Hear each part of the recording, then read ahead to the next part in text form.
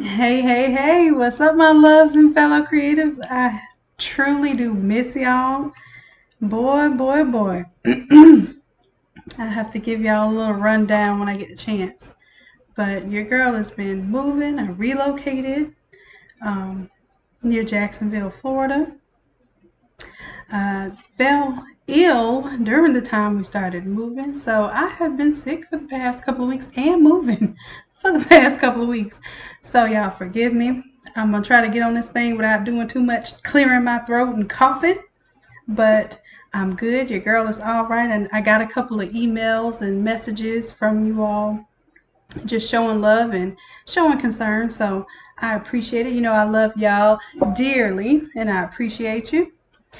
But it is good to be back. Let me know if y'all can hear me, okay? I'm trying to come back and come back strong. So we're gonna start back up the academy courses for the Sunday too, since I finally have my energy back a little bit. So and what we'll be doing for this Sunday is um, we'll be doing a breast cancer, or not just breast cancer. I know this is Breast Cancer Awareness Month, but we're just going to do a cancer inspired design. And then I'll show you all how to change colors so that we can make it any type of cancer awareness colors, even like autism awareness, or just any, it'll be ribbon based. So you can change the color of that ribbon to anything you want. And we'll kind of go with that for this Sunday. Awesome, awesome.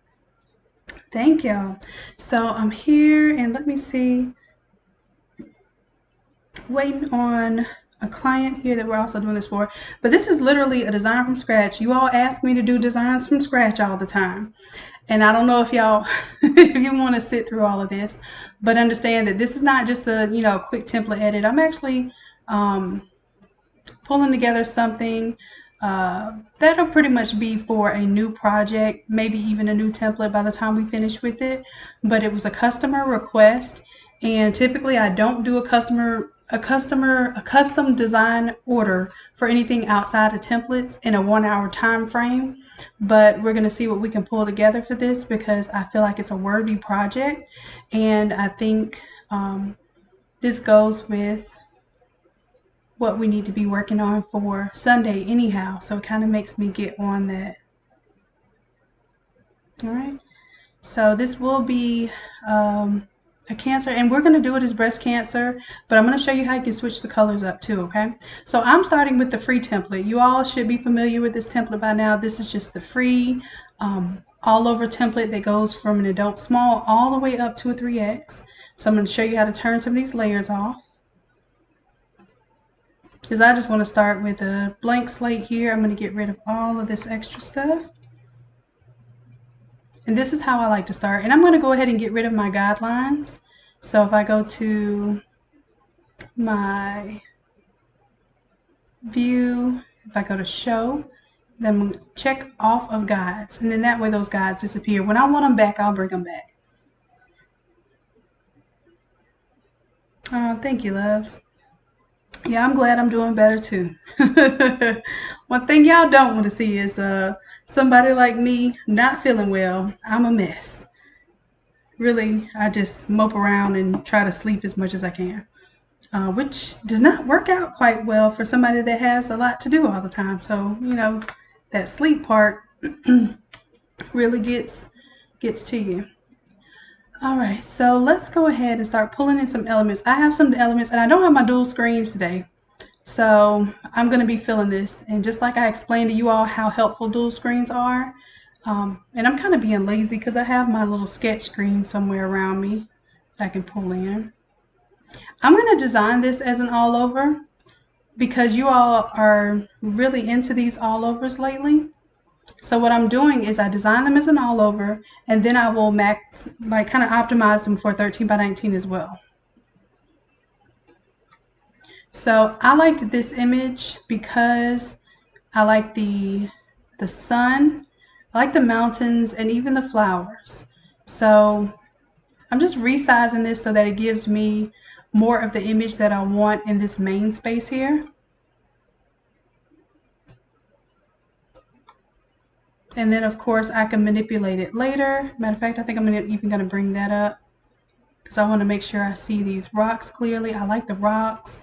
I like what it stands for. This design is for a couple of individuals who actually passed away from cancer. So this one, you know, is going to be very heartfelt, very touching, and I want to make sure we put some love and some thought into it. Boss Emporium, yes, this is being recorded, so you'll be able to come back and watch this later as well. I'm going to try to do a little bit more of my ground up work with y'all. And honestly, I don't know what it's going to look like. I don't know what it's going to turn out to be, but you all are here with me, so I'm confident we're going to come up with something amazing, especially as a team. All right, so let me go ahead and open this. I'm going to see if this works as a pattern. Some of these things say that they are seamless patterns, but that ends up being an untruth sometimes. So I'm going to go ahead and open this and see, since it's a PNG, if I can turn it into a pattern. Let me see if I remember quite how to do this. Let's go to, let's see. Oh, yep, edit. Let's go to define pattern. And I'm just going to define this whole thing as a pattern. Matter of fact, let me change. I don't want remove BG. I actually removed the background to remove BG on here. So I'm going to take that out and rename this because it just makes it longer for no reason. I know it's a PNG.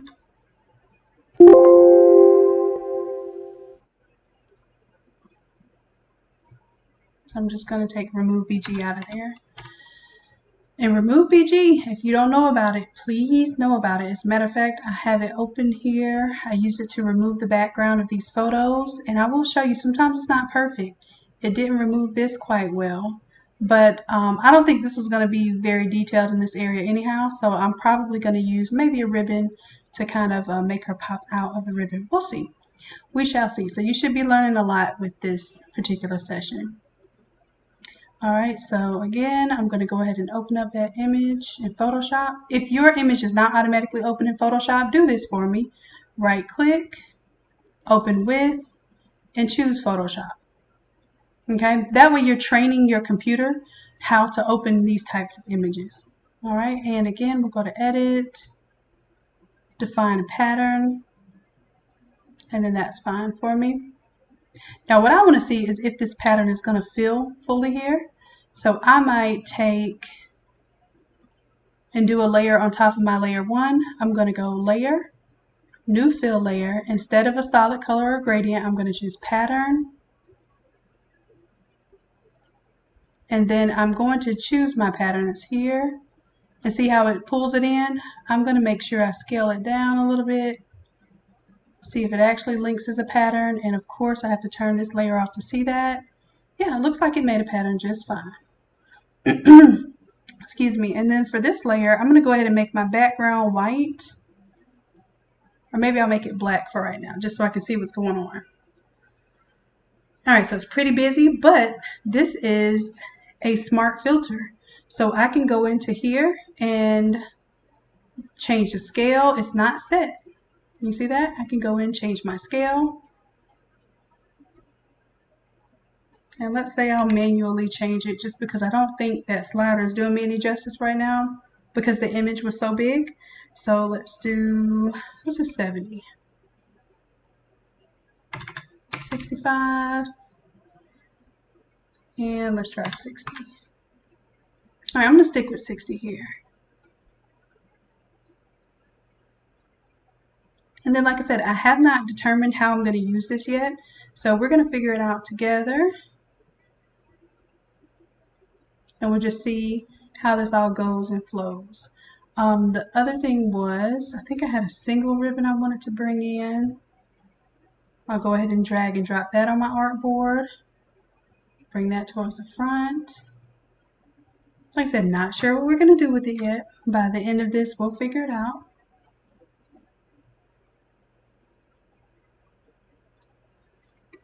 And I probably, like I said, but by the time we figure it out, I probably will make this into a template so you won't have to design this from scratch. But you are seeing right here, right now, how I'm designing it from scratch. So if you really want to do this and learn how to design from scratch, this video will definitely be available for you to follow. All right, so the words that we have to put on here are either going to be F cancer type of deal, or something, maybe something a little more universal that we can use without using the F word. So I'm going to make sure that we make this friendly for all. And then if you want to go in and change the text to absolutely anything you want, you will have that option. All right, so let's start with kind of playing with how we want to use this background and how we want to incorporate our ribbons. I'm going to start with just pulling the ribbons into the sky area. And because my sky area is a little bit limited here, let me take this image and I'm going to try a little something. Let's duplicate this layer.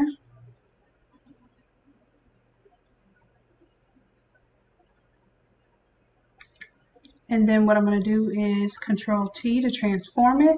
Then I'm going to right click and flip it horizontal. That way I can kind of make a little peak over here. And because this is off of the side of the shirt, this will not be in my 13 by 19. It just gives me a little bit of data over here, or data over here. I don't like when the image just kind of abruptly ends, so I'm going to do my best to make it look seamless. So I created a seam on purpose, and then I'm just going to inch it over a little bit until it covers itself up.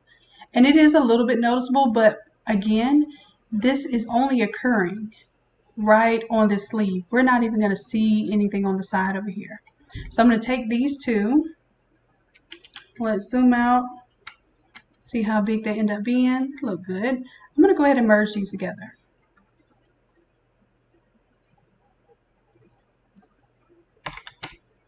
All right, and then that way if I want to move it around, of course we don't have two sunshines. So now I feel a little bit better that my sunshine is right there in the middle. And I'm even thinking that I want the mountains up high. I want to be able to see the mountains. And I want to see the sunlight. So for right now, let me take this ribbon.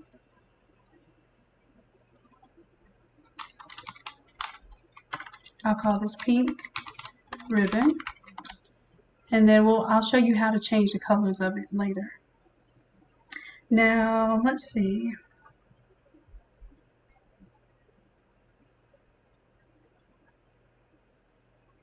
Hey, Tanya, I can't wait to see your project. I missed you too, Rona. I promise. I miss y'all so much. Y'all don't even know. I've been trying to get back to where y'all can hear me on this thing without me hacking all over you. The last session I did, I think it was almost 2 weeks ago. When I tell y'all, y'all don't even know the pain and pressure I was under. I was pausing the mic every time I was coughing, and it got so frequent to the point where I don't think I could even talk much. So I'm doing well now, though. Well, better now. I'm probably at 80%, but y'all know me. I like to give y'all 100%, but I'm gonna push through. Jackie Harris, yes, if you create this from scratch, you create any design from scratch, you will still be able to use the slicer, because all you're going to do for the slicer is just turn all this off and you're just going to have this big rectangle of an image compressed as a JPEG or a PNG, and then you pull it into the slicer. Great questions. Oh, cool. I want to see it. Okay.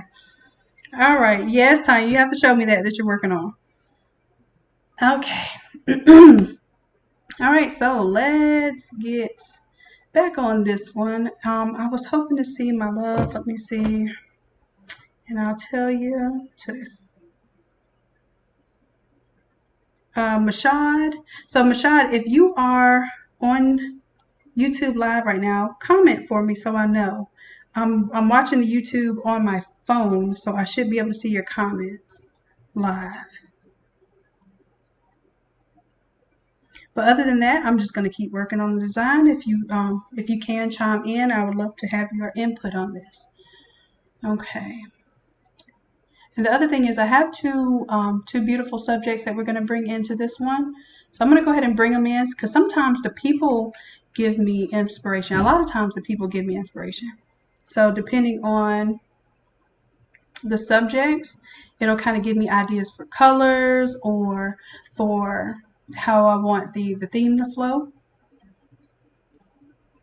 So we'll bring our subjects in. And I don't think we're doing names or anything to that effect, but I will, usually when I make a template, I'll make it so that you can put words in. And this is going to be one that has 2 individuals on it, so I'm going to make sure that I make enough space for both.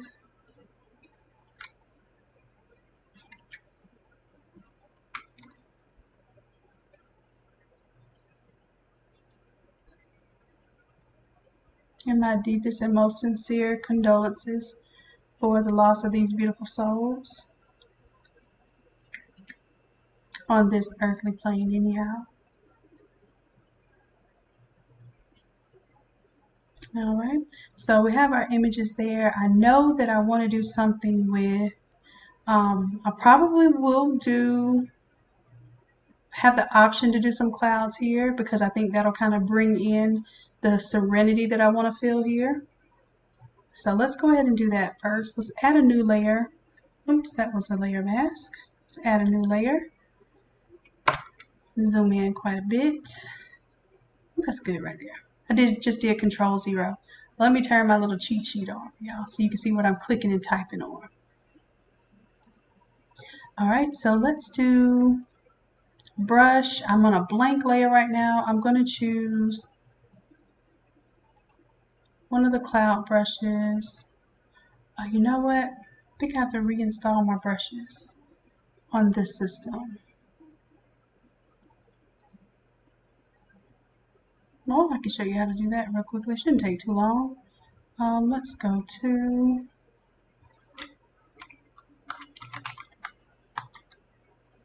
brushes.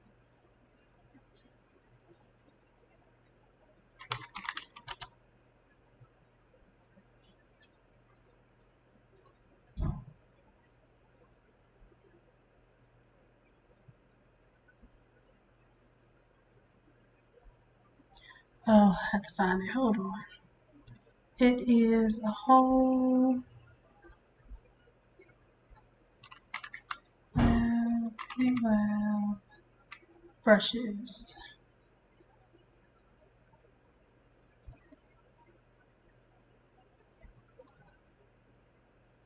Let's see if I can do it without unzipping.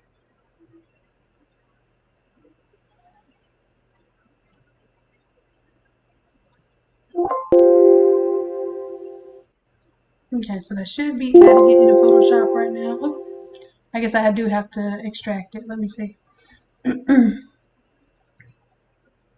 Oh, there they go. All right, so brushes are installed. Let's go with, and y'all can tell this is not even the way that I have my Photoshop set up, but I realized some of you are here with using the slicing tool. I had to revert to an older version of Photoshop because the updated version keeps crashing every time you try to use the slicer to save your tiles. So what I did was I went back to version 2.1, no, 2.1.3 or 21.1.3 for Photoshop, and it works just fine. But when I updated it, that's when it wasn't able to keep up. So they'll probably work out the bugs for the update, but until then, if you need to use a slicer, just make sure that you're using, matter of fact, you can see which Photoshop you're using if you go to System Info, and you'll see it's 21.1.3 is the one I'm on right now, and it uses the slicer just fine for all size templates, not just the 4 slicer. All right. So where was I? Doing the lightning brush. Okay, so I should be able, oh, this is what I was going to do. Go ahead and change my workspace. This is not my workspace. And because I reverted to the old Photoshop, it cleaned out my workspace. So I'm going to show you how I typically do my workspace. Let's go to Graphic and Web. And I'm going to take my layers.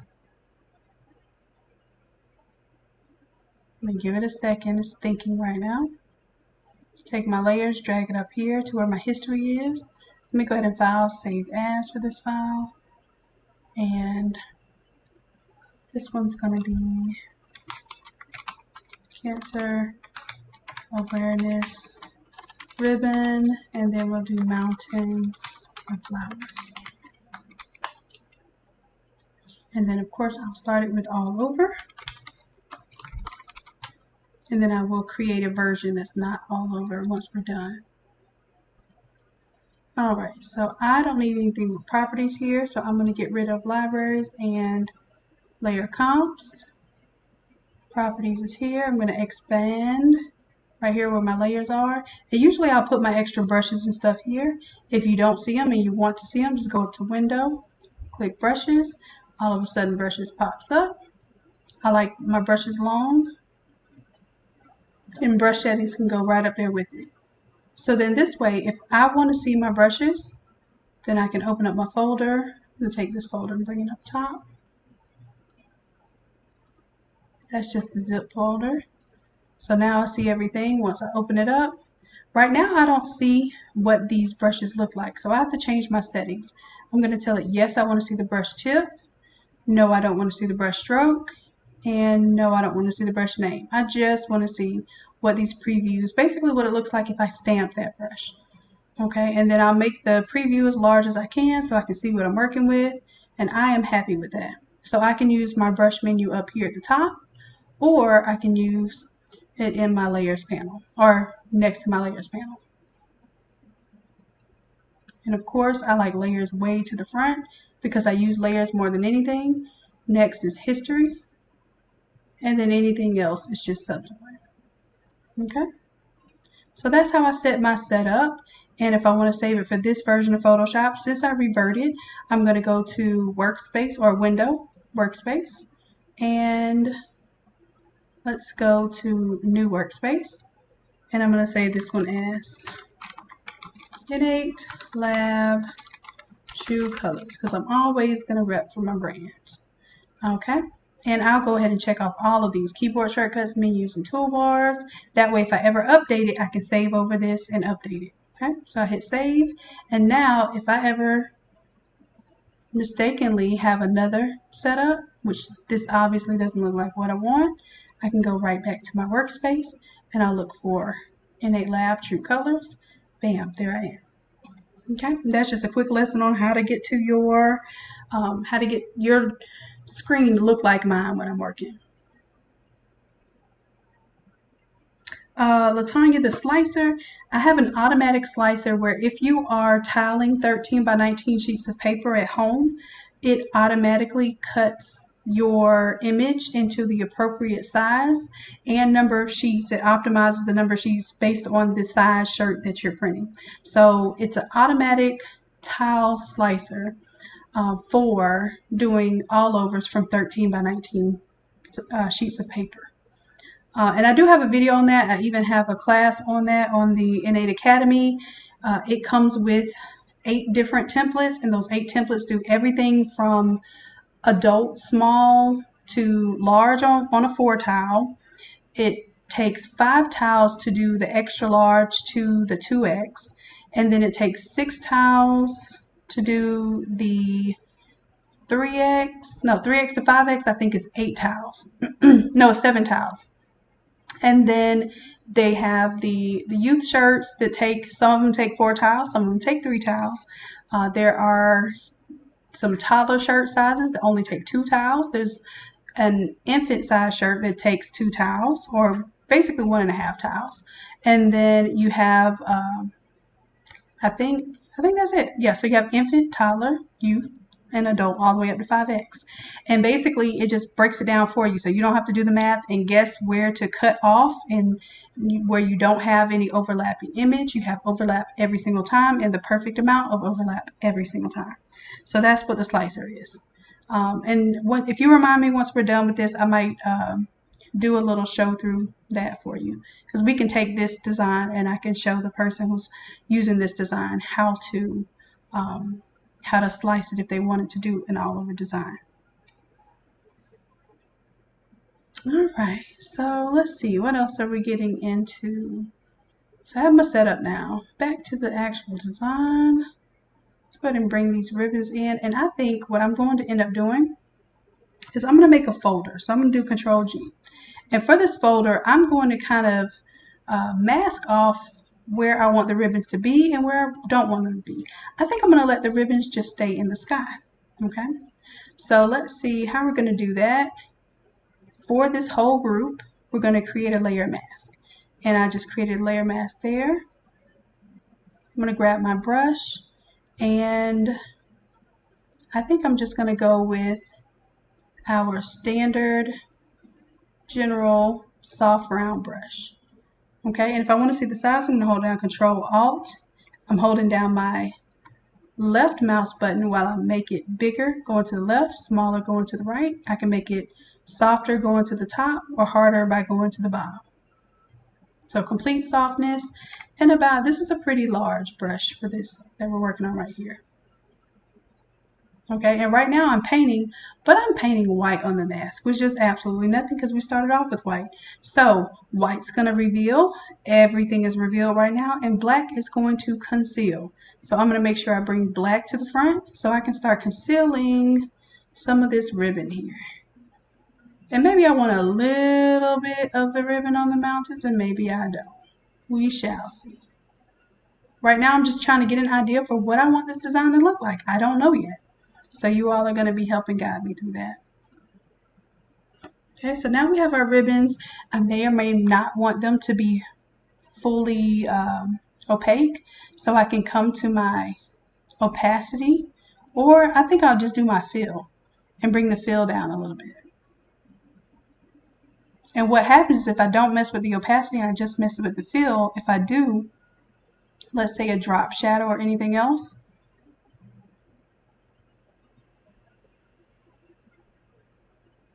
and let's see if it's going to show on here.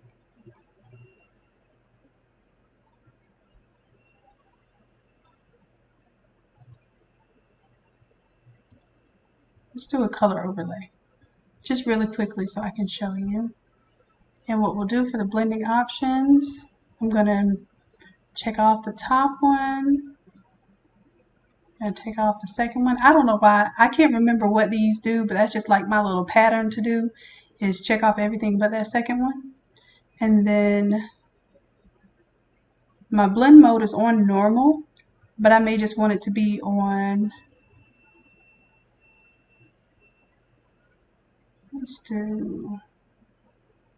let's do color, and I'm going to bring my opacity all the way back for my fill layer to see if this is truly what I want.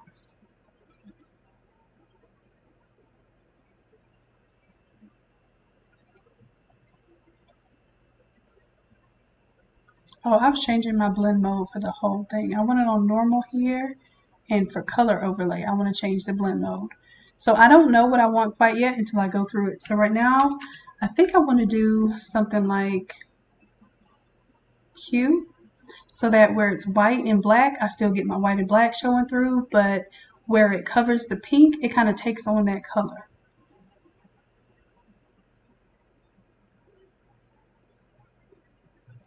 So this is for later on when we decide that we may or may not want to change the colors. This is how we would potentially change the colors.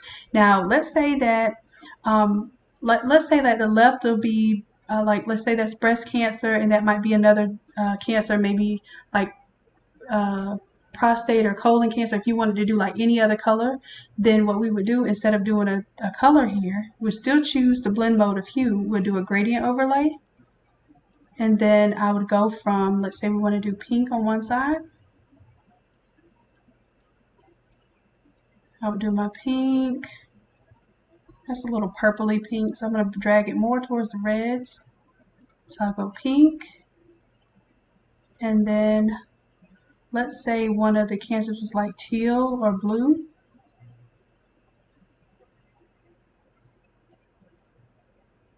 I think, let's say blue to, well, we'll do pink to teal. I think that still works. And of course, I'm not seeing the gradient right now because it's going from bottom to top. And I think this pink could be a little bit cleaner pink. It's still a little purpley for me.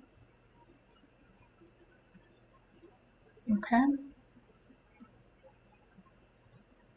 And then it kind of blends in the middle. If you don't want it blended in the middle, you can always do a neutral color in the middle, like gray, white, or black, and then it won't let them blend.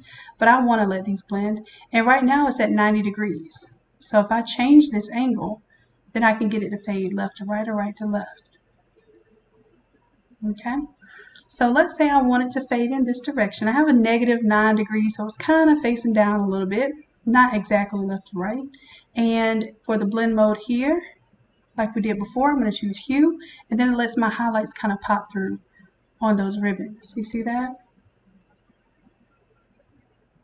So let's just pretend like we are going to use that gradient. We have a full color replacement, we have a gradient replacement, and then of course we have the natural color where the pink is. So for this entire group, I can bring down that fill and just make it a little less opaque. And I can still use my gradient option there. You see that? I can still use my color overlay option. So I'm going to assume it's two different colors for this one.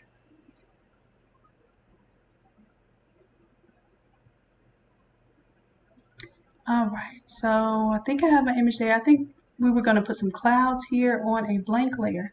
So I'm going to name this layer Cloud. And the reason why I'm going to name it Cloud 1, because you know me, I'm probably going to end up using more than one cloud, and then I'll merge them once I'm done. So let's go to our brushes.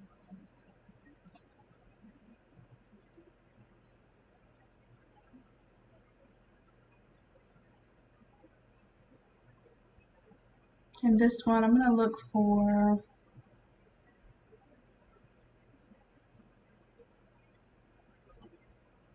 Thunderstorm and Storm. I think I'm going to go with my Thunderstorm brushes because they're a little more full. All right, so I have a brush here. I just use black. When I stamp my color, I just use black. So I'm going to just stamp it for you right now, show you what that looks like. And then what I do is I take that cloud and I use it just like a PNG element. And I'm trying to see what else is on here because that doesn't look clean. Like it looks like there's something up here that maybe I stamped before. I don't see anything.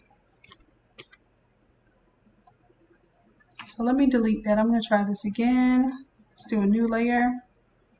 Stamp it with our brush and Control T. There we go. So I must have mistakenly put a brush stroke down somewhere before and I didn't see it. But it should just be the sides of that cloud there. And what I'm going to do is I'm going to kind of rotate this cloud, get it to where I want it, make it whatever size that I want. And like I said, I'm probably going to end up cutting off some of this image. Of course, we have that big ribbon that I want to put back in there too. And then I'm going to do a color overlay, just like we did before. So FX, color overlay. And then this time I'm going to do normal. And we can make it a color.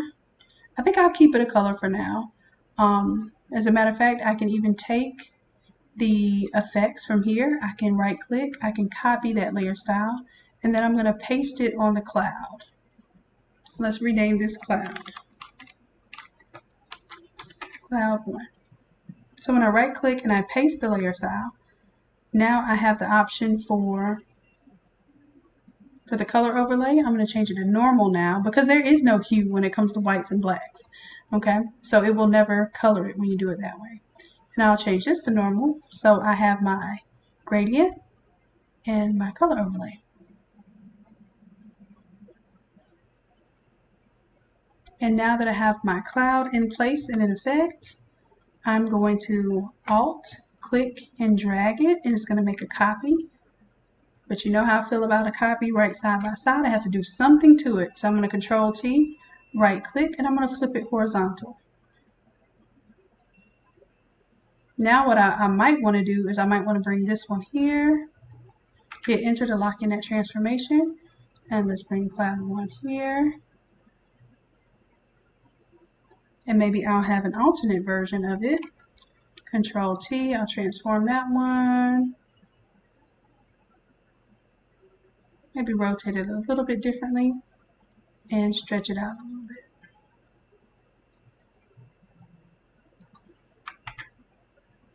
All right, and again, I still have the same effects there. So if I want to do gradient, I can. and it'll do gradient of each of these clouds, or I can copy this layer style, grab all of my clouds, group it, and then I can paste that layer style to the whole group. So then it goes left to right like this. So I'm going to call this the cloud.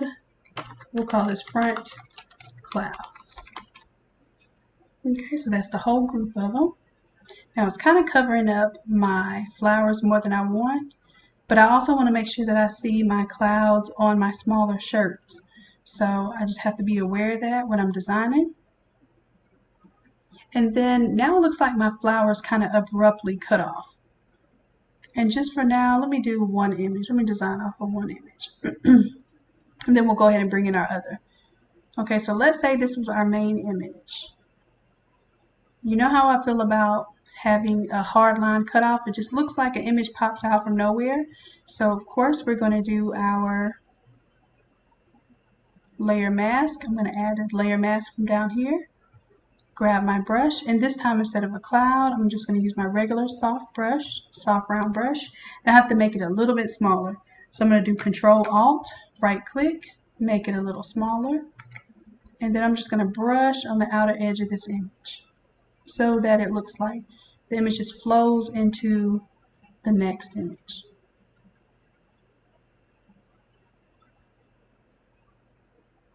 All right. And like I said, I really like how the sunlight is there, so I'm going to keep that there.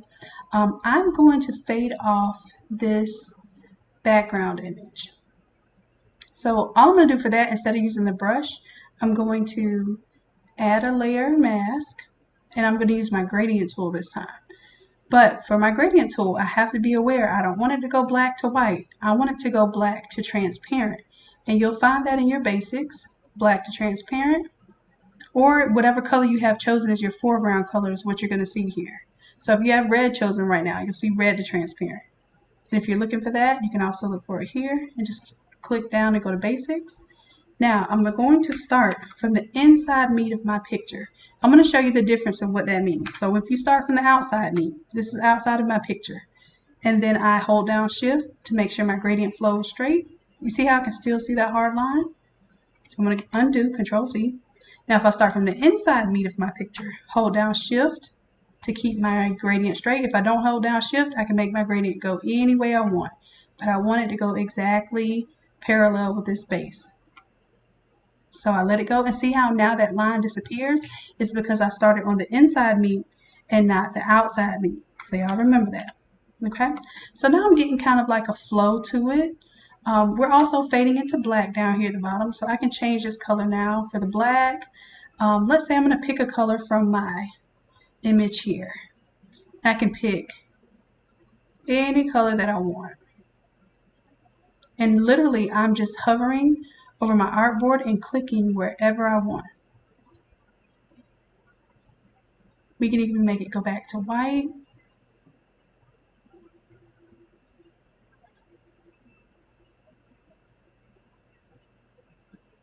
And I'm thinking we'll stick with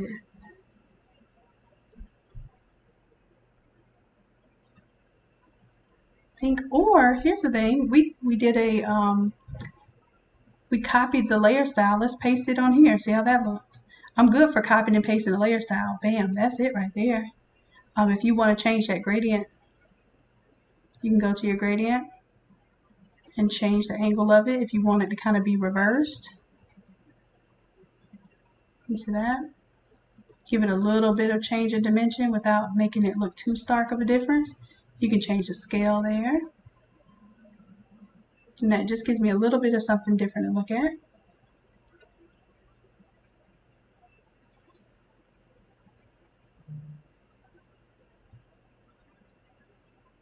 Right, but if you keep in mind, basically, if you have a layer style that you like one place, try copying it and pasting it somewhere else. You might be pleasantly surprised that it works really well in other places. And you don't have to come up with all the colors all over again. It's pretty much just copying and pasting. It's as simple as it sounds. All right, so I think I may move these clouds down just a little. I'm just squishing them because I do want to see those rocks there. Those rocks really seem very important to me. because when I think of someone who has battled with cancer, I think of strength, I think of courage, resilience, things that we can't imagine that have had to be overcome, and in some cases, it's not necessarily overcome in this life. Okay, so I want to see those rocks there. They mean something to me. Maybe they'll mean something to someone else. But if I cut this out 13 by 19, of course I'm not going to see those rocks. So I'm going to have to be aware of that when I make this into a 13 by 19 design. So let's say here, the same reason why I changed this before, and I said, well, you know what? I was missing a little information from here. Well, I want to see a little more of that information here. So I am going to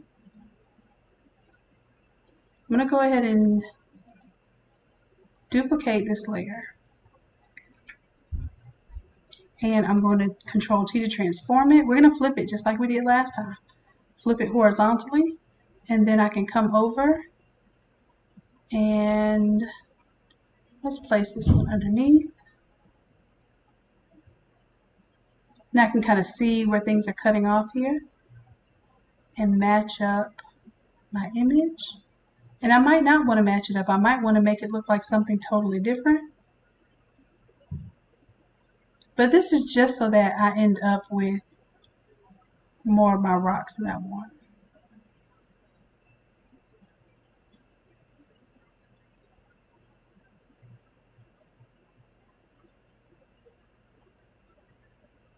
You know what? As a matter of fact, we had already flipped it. So let me escape and undo flipping it. I think it's already going to be flipped over here on the side. Yep, it is. All right, and like I said, it looks a little weird, but we're just doing this for the sense of matching it up. I see those rocks kind of duplicating in the back. Most people will not see what we're seeing right now. Okay, so now I'm going to take these two, and let me go ahead and I'm going to delete the layer mask here. Or I have disabled, but I actually want to delete it. Delete layer mask. We'll make a new layer mask, because I want to be clear that my lines aren't showing where I'm merging these together. All right. So now I'm going to shift this over just a little bit. So now I have more of my rocks in the image that I want, without fear for cutting off my image too short here on the sleeve. So I'm happy with that. Then my sunlight is a little more offset so I can see it a little more prevalent outside of where the head is. And I'm good with that. So now I'm going to go ahead and merge these two. So that's one extra long piece of information there, but we don't need all that. In fact, we kind of have two sunshines here. Do you see that?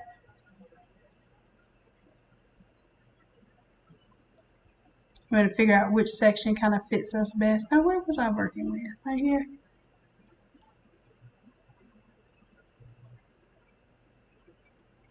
I kind of messed myself up because I don't want two sets of sun.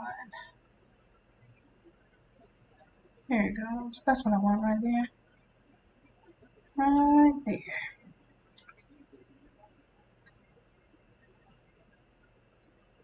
And now what I'm going to do is, because I don't want to make this file extra large, I'm going to choose what area I want, and then I'm going to go ahead and crop that off.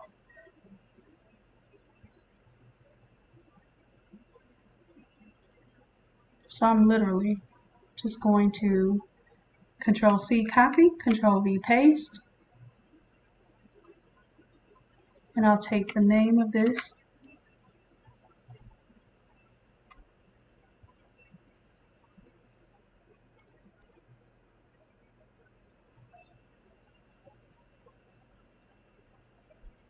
This is what I want right here.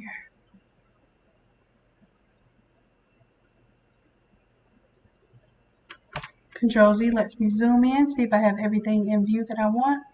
And I'm not going to delete this one yet until I make sure that I have everything that I want.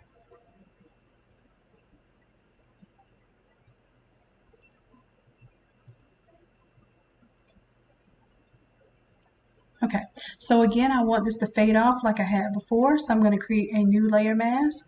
Grab my gradient tool, make sure I'm going from the foreground color, or really make sure that I'm going from black to transparent. Bam, I hit it right there. And I'm going to select from the inside me. I'm going to stay inside of the image, hold down shift, and pull my cursor up. And there we go. That fades that off now.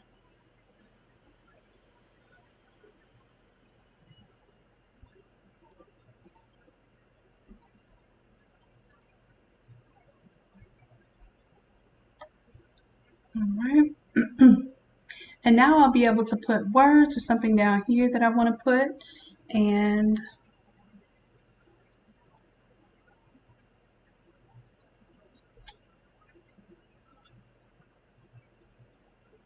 oh, Mashad, you're here. Hey, love. Go ahead and give me some ideas of what words you want to see on here. We're going to break this down to a 13 by 19 for you as well.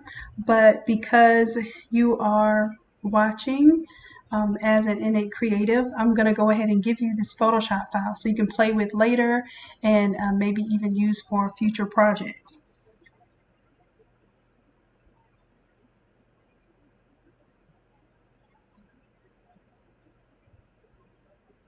All right, so let's see.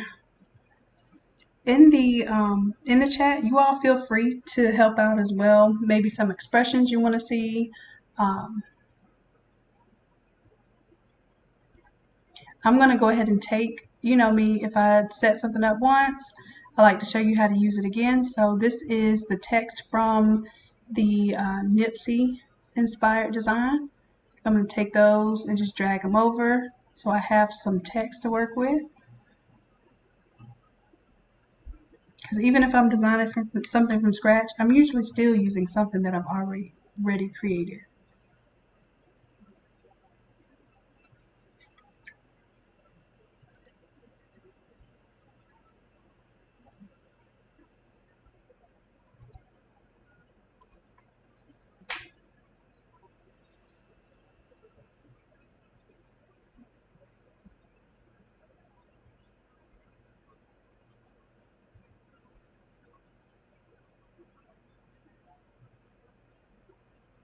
All right, and I know we have a little delay on here too because I can see this is just now getting through to where I was maybe about 15-20 seconds ago. So I'll keep that in mind with waiting on responses too.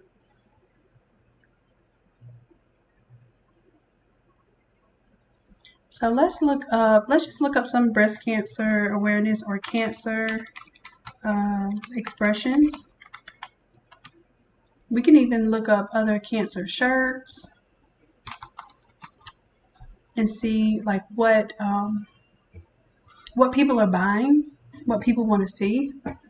I know we have to keep in mind also that this one is for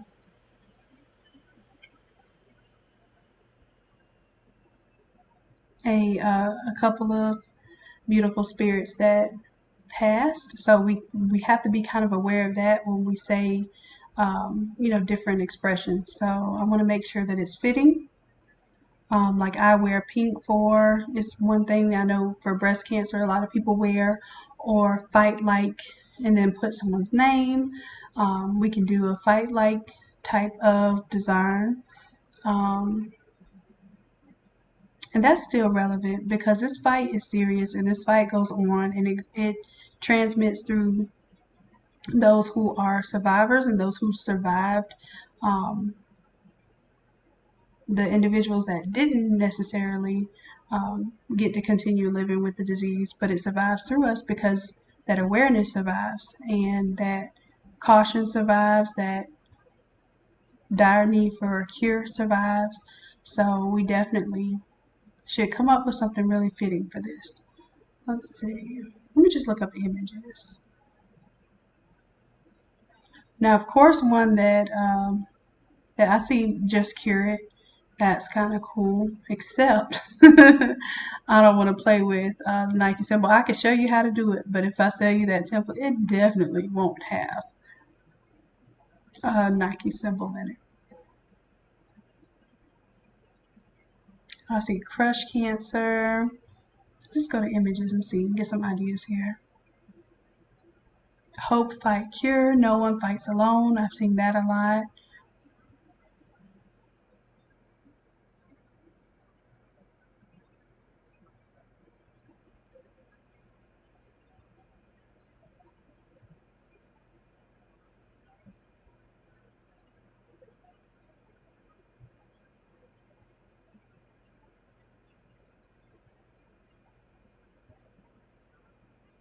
And I think what we're going to end up doing too is, let me show you how to do the F cancer without necessarily doing the vulgar version. If you want to do the vulgar version, I can do so off screen, but I don't think I can do it on screen just because I want to make sure, and I don't want to say vulgar because it's not vulgar. It really is how all of us feel. But for the sake of making this family friendly, I'm going to do it without putting any, curse words on the shirt. So let's do,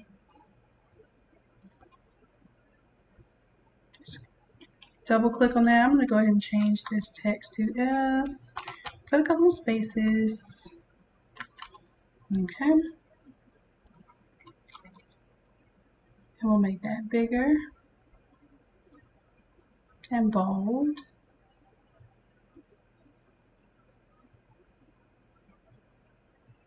And then we'll change the colorway and everything as well to fit with what we want. I'm going to delete the word Brandon and we'll take the word always. And we'll turn that into the word cancer.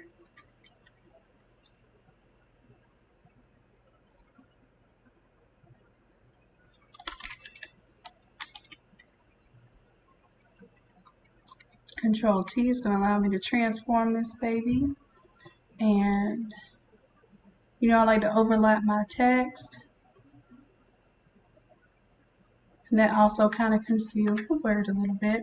And then what I'm going to do is take my ribbon, my big pink ribbon that I had before, and maybe that'll be background, maybe it won't, but I'm going to create a version of it to go up front and put it right on top of this text. Control T is going to let me transform it down. And as a matter of fact, before I do all of this, let me go ahead and take this ribbon and just go ahead and rasterize that layer. So I'm going to do Control T. I just get the ribbon by itself. So same way we chose to change the color of the ribbons up here, and actually the color of the clouds. I'm going to copy that layer style, and then I'm going to paste it to the pink ribbon. Okay, so now I have that kind of left to right thing, but it's not coloring, it's overlaying. So like the clouds, we did an overlay, but for the ribbons, we wanted some of the gradations to show through the natural shadows. So for my gradient overlay, I'm going to choose hue, and then that way the hue comes through.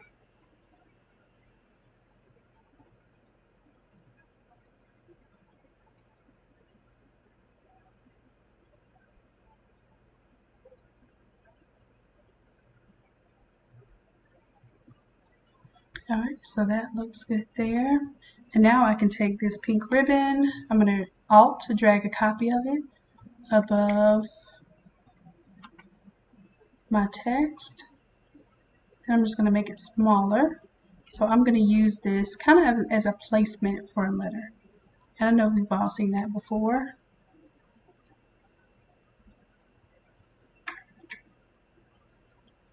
And let's say, for instance,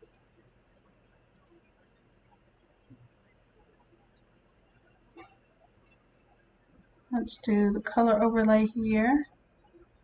And the blend mode, we're going to do hue.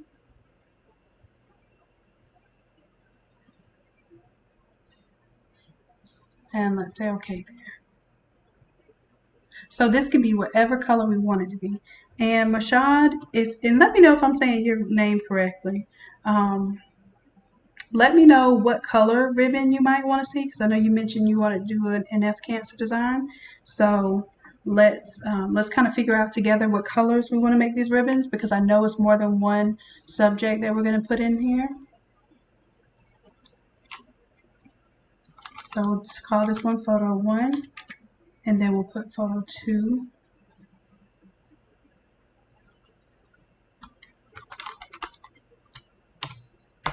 Okay.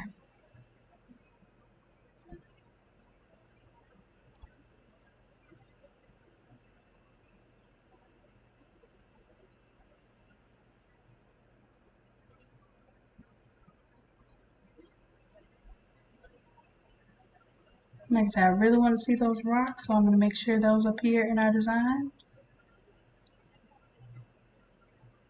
Because those rocks are going to signify the strength. And she has on a shirt that says strong. So like I said, a lot of times the templates that I create are really based on the images and the input that I have from you all, because it'll give me inspiration on creating the design. All right. So I'm also thinking that in this design, the hands were not cut out real clearly. So I'm going to do my best to just go create a layer mask here and just kind of fade that out a little bit. So it looks like it's kind of behind the clouds. Now her shoes go all the way down here. I don't need to fade off her shoes because her shoes were clearly in there. So that's actually in the design if you want it to be. If you don't want it to be, then all you do is fade that off too.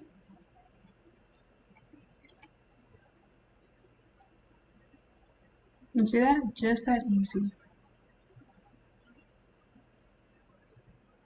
And then maybe if we had an expression, we can put something across the top here.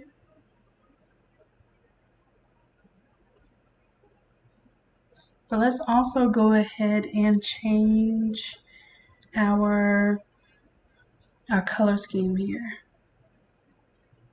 And honestly, I think the black and gold works for this particular,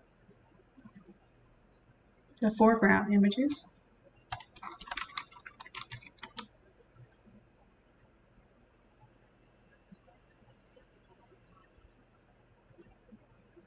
If we wanted to make an alternate text here, I could put that there as well.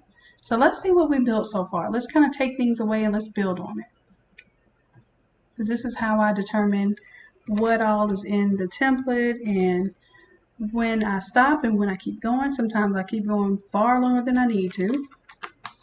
So I'll put photos for the name of that group. We'll take out these layers that we are not using.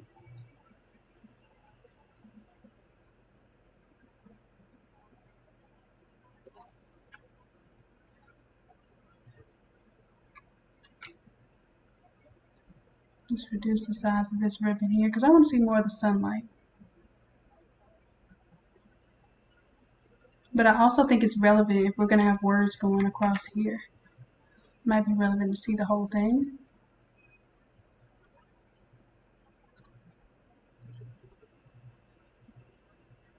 So I have text, front clouds, we have the photos, we have the big ribbon. I'm going to call this big ribbon. And then with the F Cancer, I'm going to call this the small ribbon.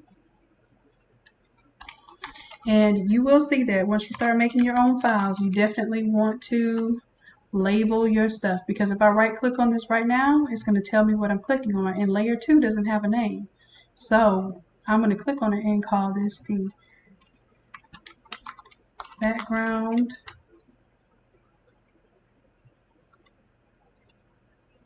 let's just call this, oh, we already had it named, duh. Let me just copy that name, Control C, and then I'll paste the name here. So next time I click on it, I know what I'm touching. I'm touching this pattern fill, my mountains, background, the color fill, and layer 1. What is layer 1? We'll just call this a magenta background. Okay.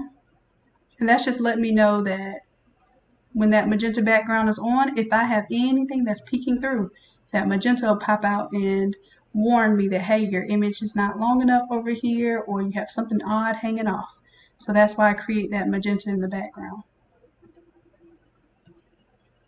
And this is our color fill, but of course we have the gradient and a color overlay on it.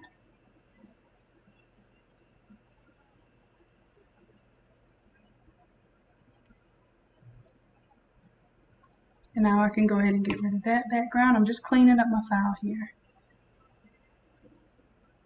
Turn off the big ribbon. This group here, this would be our pattern ribbon. I can't see what I'm typing. Pattern ribbon. And I'm going to call this group because it's a folder. And then inside of this group I have my ribbons, but you could put other things in there as well. So I'll turn that layer off now. And now I'm left just with the mountains here. And then finally I have this gradient overlay in the background. Everything else is turned off. Alright, so slowly I'm going to go ahead and build it back up. Background, ribbon pattern, big ribbon, photos, front clouds, my text there. And now I think all I have to do is modify this text here. And let's go with the color scheme. So for this one, I'm going to use the color from the clouds. Let me go back to my front clouds. I'm going to copy the layer style from the front clouds and I'm going to paste it. No, I can't paste it because it's going to get rid of my outline. And I like my outline. So what I'm going to do for my front clouds, remember we had a gradient overlay and a color overlay. Color overlay you can always re-achieve, but your gradient overlay, if you want to keep it, you go to your gradient and hit new, and it's going to save it there for you. I just recognized when I reverted to the old version of Photoshop, it also deleted all my pretty gradients that I created over time. So I have to find a way to export those next time. Alright, so I have that gradient. Now when I go to my Word, I can double click on the FX. And I have a gradient overlay already on there, but I need to turn this color overlay off. And here I can scroll down, select my new color, and let's say if I wanted to go left or right, or I can have it go up and down. I can just change my angle here.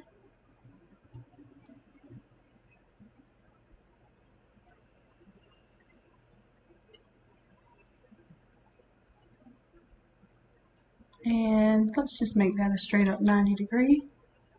Say OK. I can do the same thing to the word Cancer. Double click on the FX.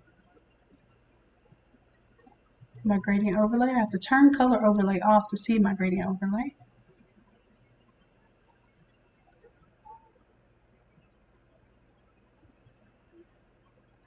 And we can do the same thing. We can make this one go 90 degrees to stay consistent, or we can make it go negative 90 degrees to go the other way.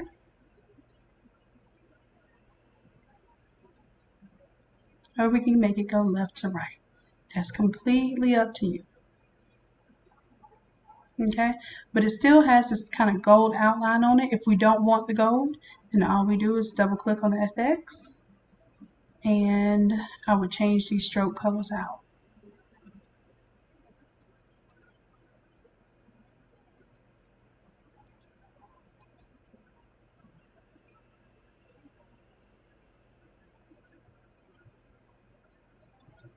As a matter of fact, I think if we change the stroke color to white, we'll get more of a silver color. See that one turned more to silver.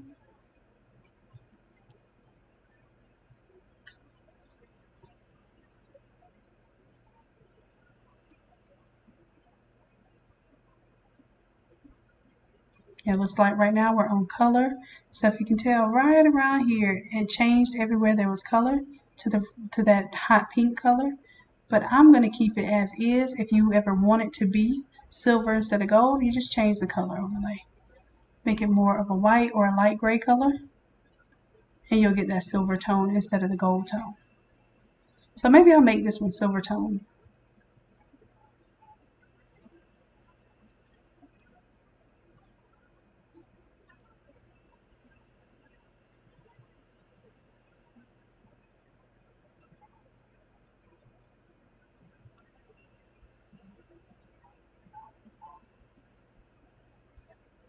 All right, let's zoom in, Control++, let's take a look. See if we still maintain our metallic look even with the silver, and I think that looks good. If you want to change it to gold, let's just double click. And I'll just do the stroke. I'll do a new stroke with the gold tone, and you'll see how that works out. There's a yellow gold. There's more of like a Vegas-y gold, and you'll get the idea here.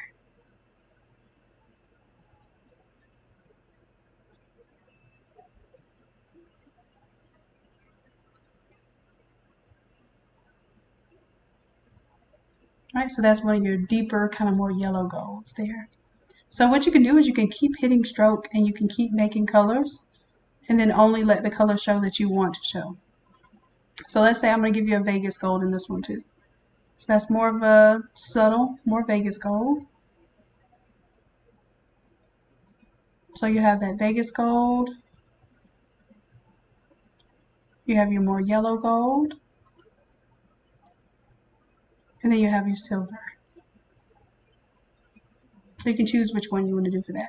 Now I'm going to copy the layer style of this one because I'm not going to do all that all over again for the other word. So let's right click and paste that layer style. And it's going to go from left to right again. So if I don't want it left to right, the only thing I have to do is change the angle on the gradient overlay.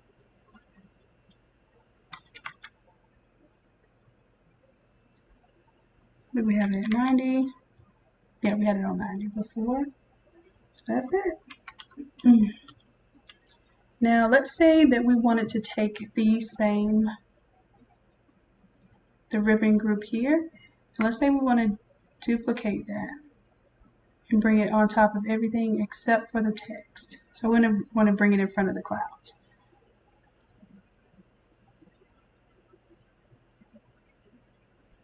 I'm going to bring this down. I'm going to delete the layer mask because we're going to come up with a fresh new one. And this time the layer mask is just going to go over the clouds here.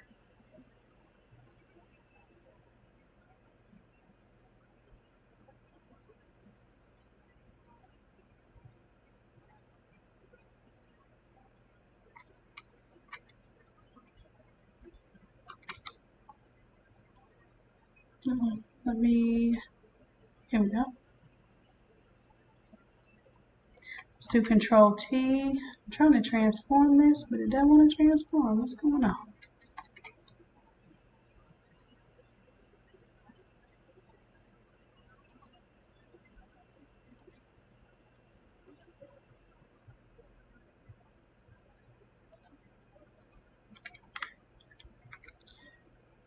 Let me delete this one and redo this. We'll grab our initial group and let's duplicate the group. Remove or delete that layer mask. Oh, I know what I'm trying to. I'm trying to transform these ribbons, but I forget that I'm not going to be able to do that with Control T. I'm going to have to do that with my pattern tool. So I'm double clicking here, and I wanted to make the ribbons down below a little smaller. So let's do maybe 40% here. And I'll say okay to that.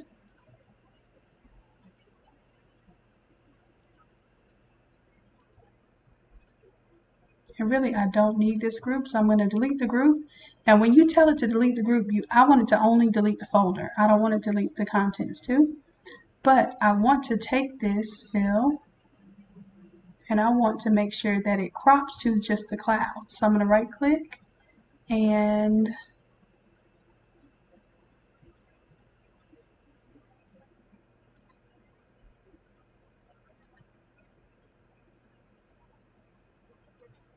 want it to go just the clouds. I'm going to have to decide whether I want my clouds to be in a group because I have to clip it down. And I believe in order to clip this down, I have to recopy that layer style and clear that layer style. I'm going to go ahead and lock this in by rasterizing that layer. And I can delete the layer mask. And I'm going to right click and convert that to a smart object now.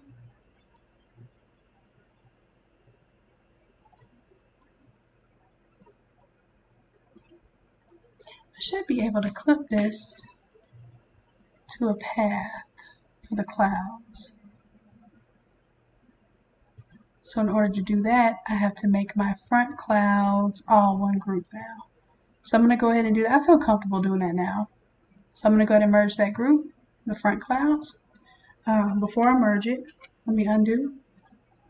I'm going to paste my layer style here. And then I'm going to copy the layer style for my clouds. Clear my layer style because I should just pretty much have black and white now. I'm going to clear the layer styles here too. Because again, I'm going to get those black clouds for right now, but that's fine because as soon as I merge them, I'm going to go ahead and merge that group. Now this is now a group of black clouds. Now I can right click, paste that layer style, take my pattern,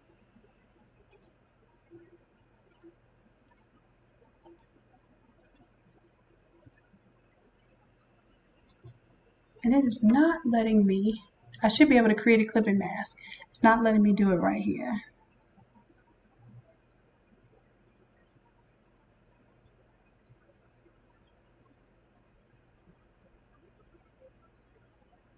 Let me save what I'm working on.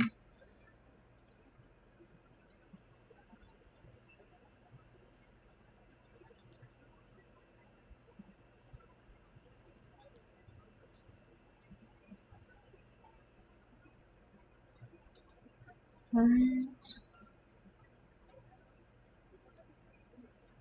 It's not letting me clip it to this path, and that is really weird. Because I only want these ribbons down here. Well, I'll tell you my old school way of doing it, and that's just to create a clipping mask layer and just paint away what you don't want. But I really, truly wanted to show you how to use the clouds to create a clipping mask. Shouldn't have to do all this.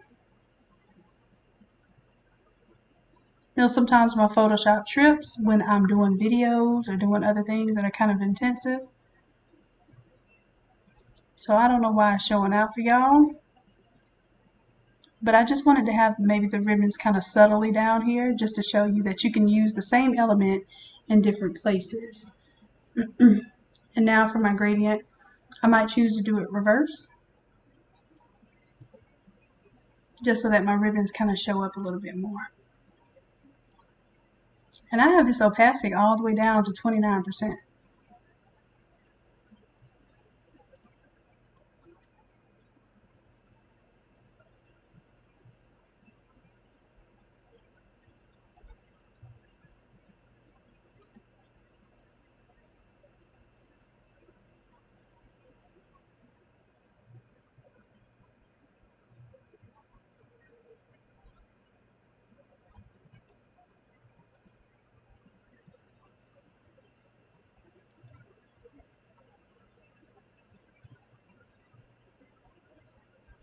And I'm just adding a little drop shadow here just to see what it looks like.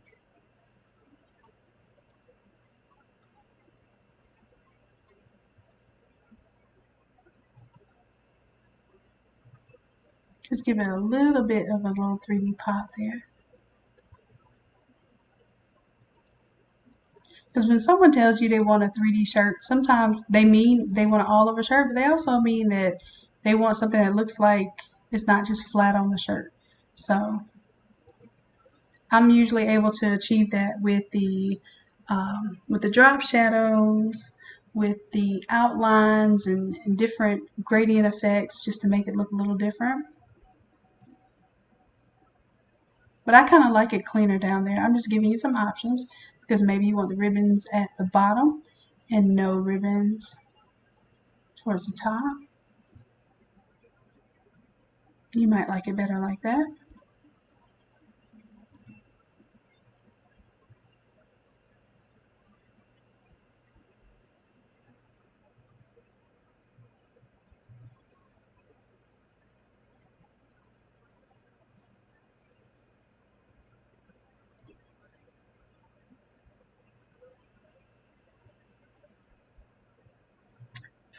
And Mashad, I need a little input here on what colors you want for the ribbons because I wasn't sure of the colors, or if you just want me to do straight up pink, I can do straight up pink.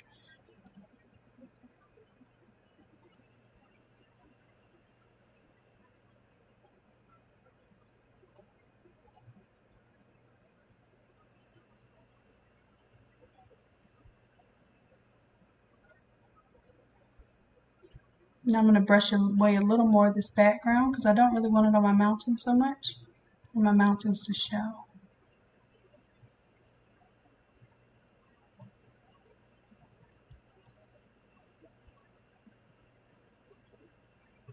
But if you want to bring them back, all you have to do is turn this brush to white instead of black, and you can bring it all the way back. So that's the power of using the layer mask instead of actually erasing pixels.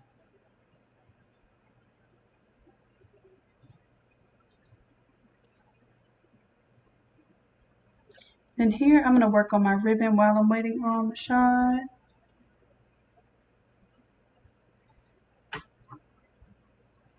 Matter of fact, let me go ahead and message.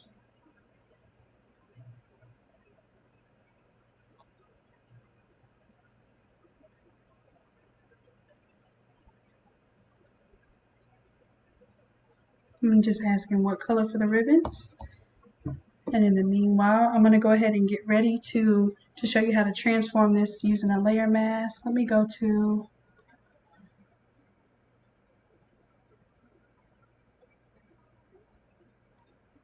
in Academy. Which one did we do the layer mask? Was it 110, class number 110? Yep.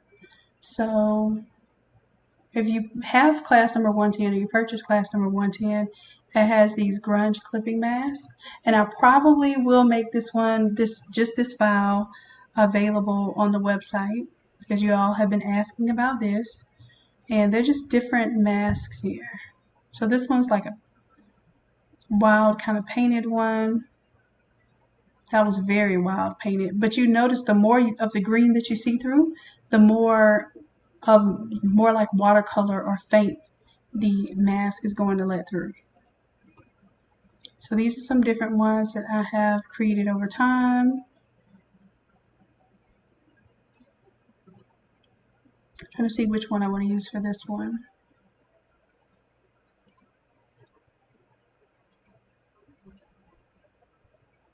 The slate one is very, very classic, no matter what you're doing, whether it's weddings, it can be a remembrance, it can be graduation. Most of these are very universal.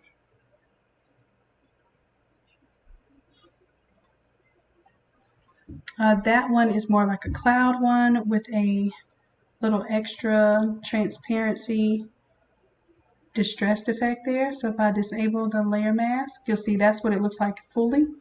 And then that's what it looks like when I turn on.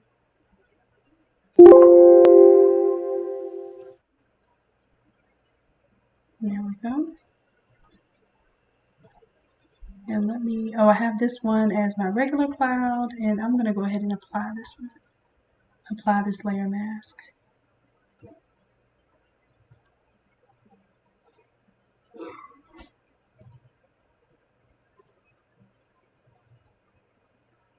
And then I have my regular slate, and this is my slate distressed, so I'm going to apply that layer mask.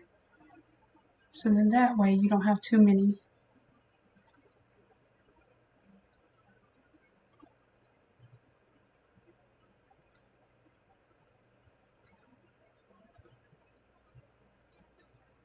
Let's duplicate that one. And I will apply the layer mask. And then this one will just be the layer mask. So this one, this layer mask, if I ever want something to look distressed, let's say for instance, this one here, if I don't have a distressed version and I want one, I just select this layer mask, Alt, click and drag it onto my desired layer, and now all of a sudden it automatically distressed that one. So that's why I want to keep one distressed active layer on.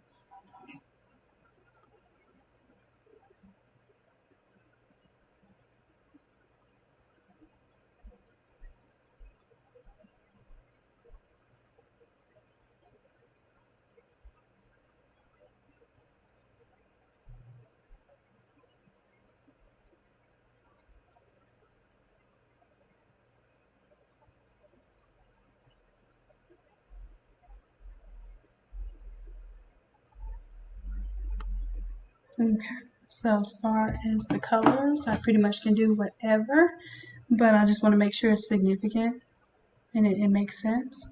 So go ahead and save that file.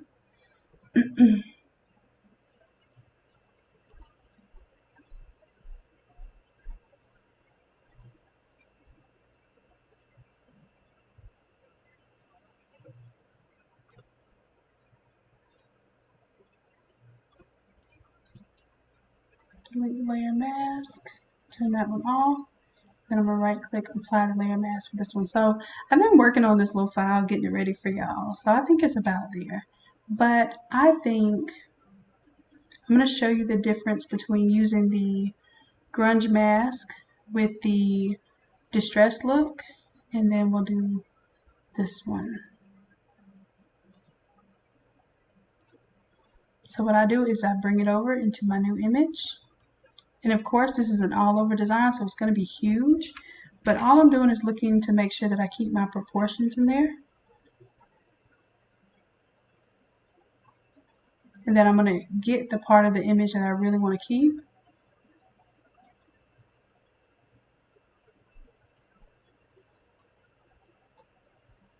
And that's good for me right there.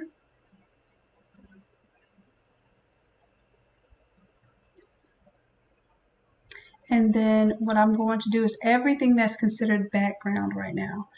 Basically, I'm going to use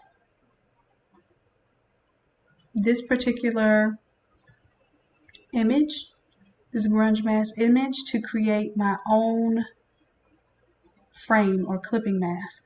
So I'm going to select everything that I feel like is considered background, and I'm holding down Shift to select all those layers.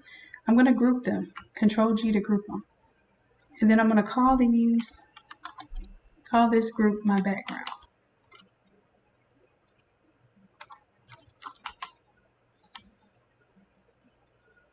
All right, and next I'm going to select the pixels of this particular mask here. And the way that I do that is hold down Control, and I select my thumbnail. It selected all of the active pixels, even the transparent ones slightly. Then I'm going to choose my background. And those active pixels that I have selected, once I hit this Add Layer Mask button, it will automatically mask everything that is in this group.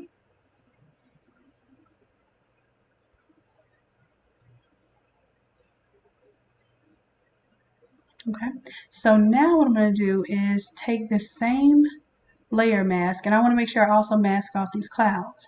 So if I have my clouds where I want them, because the clouds are in front of the photo, I want to Alt click and drag just that layer mask to the clouds.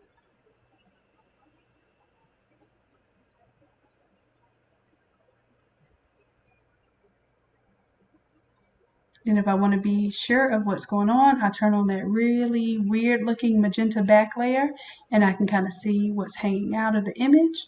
what may not make the cut when I go to trim this, what looks good and what doesn't look good.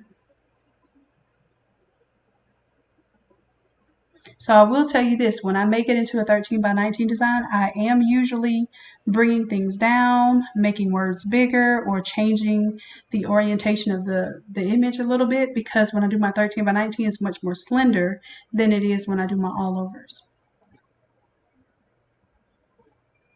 So yeah, I think we'll go with that mask. So I'm going to go ahead and close down my mask, say yes, I'm going to save.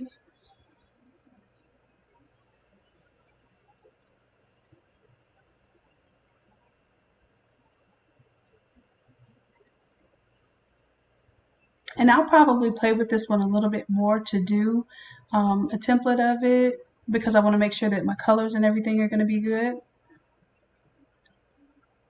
Now, because I don't know, let's see, I'm going to assume one of them's pink just for the case of making this, and then here, Cancer, ribbon, color.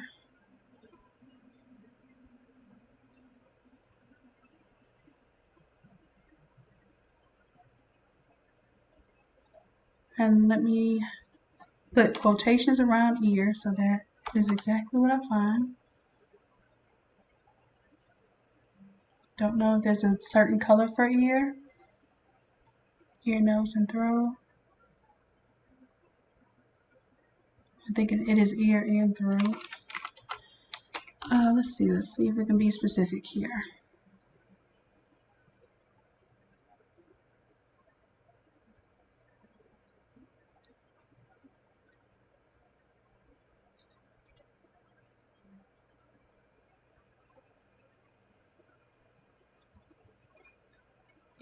Control F, let's see if I found the word ear.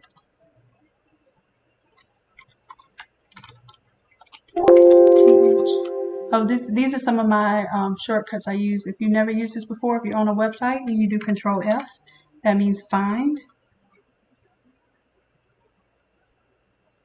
Oh.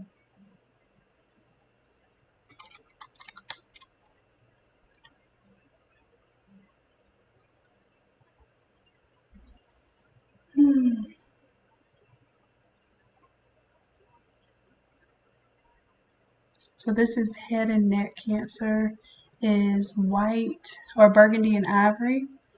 So that would be the color for one. And then the other would be colon and lung. So let's find colon.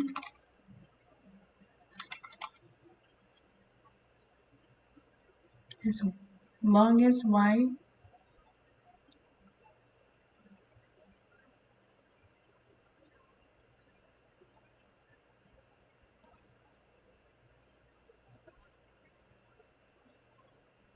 And colon is blue. So we have blue, burgundy, and white. So although we have this as a particular color scheme, I'm going to go ahead and turn off my layer mask here. I'm going to disable them.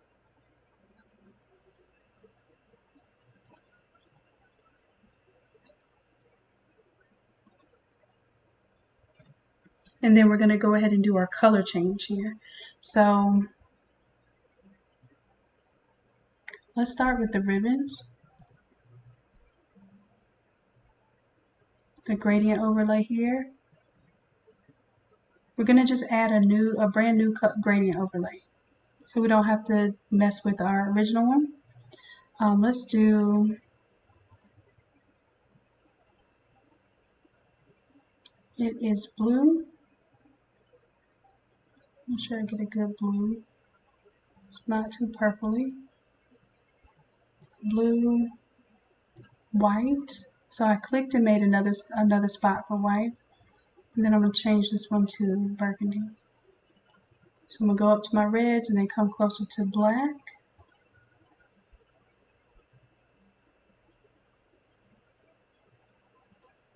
And now my color overlay of hue isn't really doing it for me. So I'm going to do another one. Let's see, darken, multiply.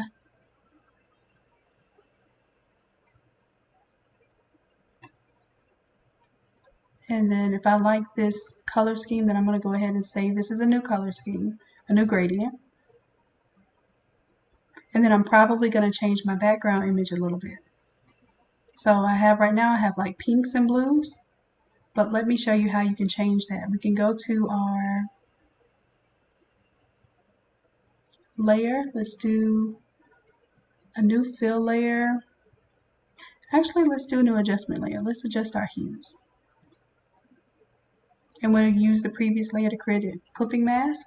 So whatever we change here will only affect the mountains layer. So I'm going to reset that. And I'm going to say where I see pink, I'm going to tell my master to go to my magentas and shift my magentas. I want to make them a little more red. Not exactly red, but I just wanted to kind of flow with my theme colors a little bit more. And then for the mountains, it already has blue.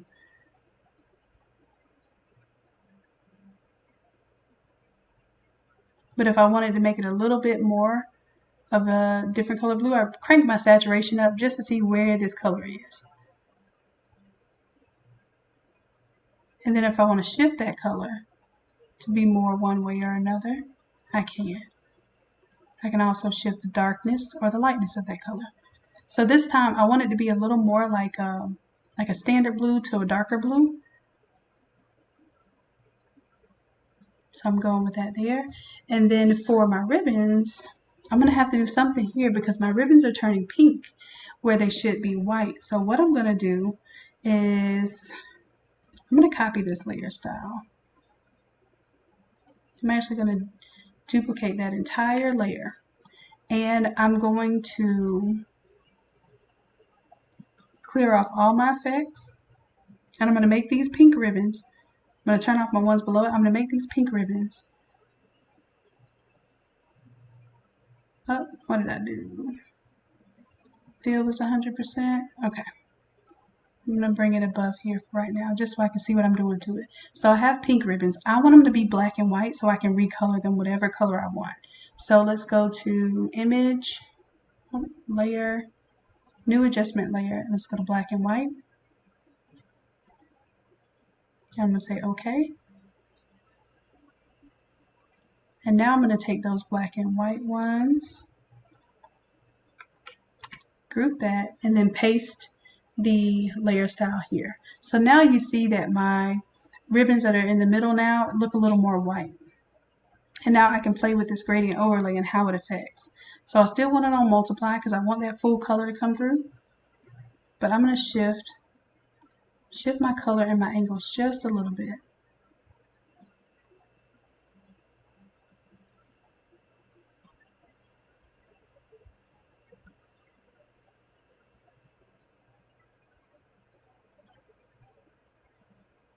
And I want a little more blue.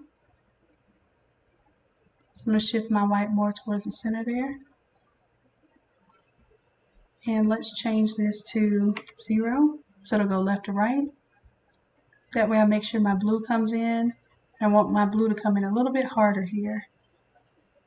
And then I'm even going to make like a darker blue out here.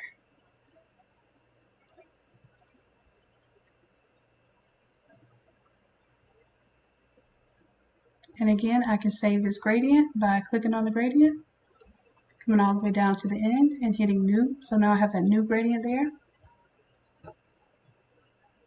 And I'm going to take that gradient and let's go to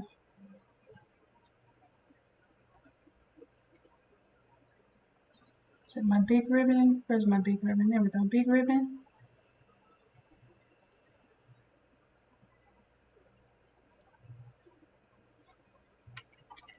And again, I have to make this ribbon black and white so that it'll give me the white in the middle here. So I'm going to clear that layer style.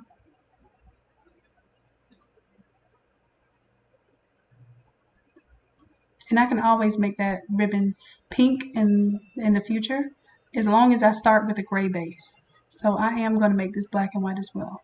So let's go to layer, new adjustment layer, black and white.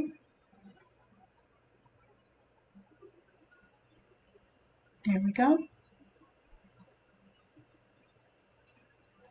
And now I'm just going to merge that down so it creates a black and white ribbon now. And then I can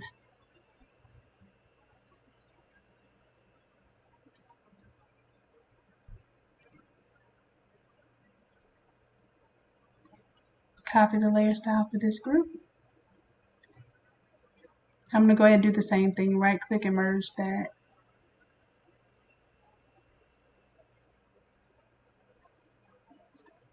I'm going to rasterize this as a pattern. So this pattern is no longer, I can't change the size of it anymore when I rasterize it, but I can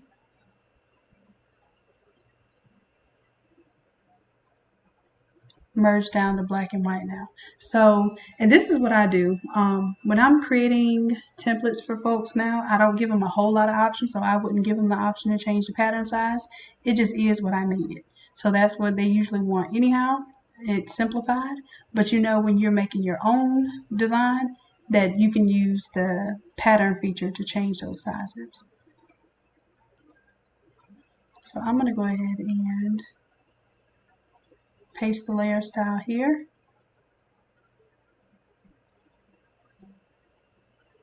I no longer need that as a group, so I'm going to delete that group.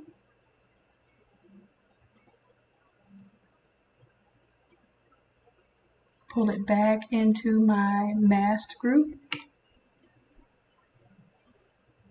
And as you can see, I'm kind of building back on my original colors now.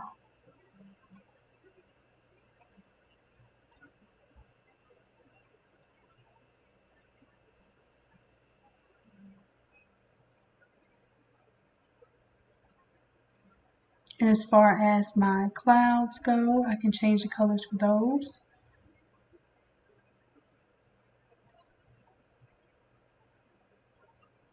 Oh, we need to do the layer effect to the small ribbon.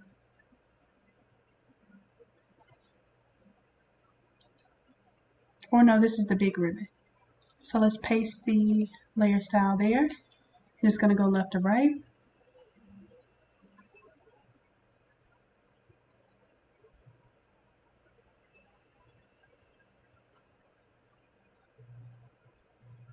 I'm going to adjust the scale a little bit so I can see a little more white in there.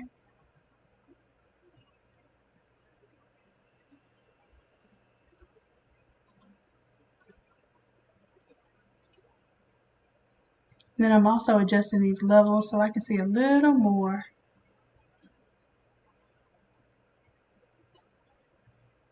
A little more white and a little more contrast between the white and the black there.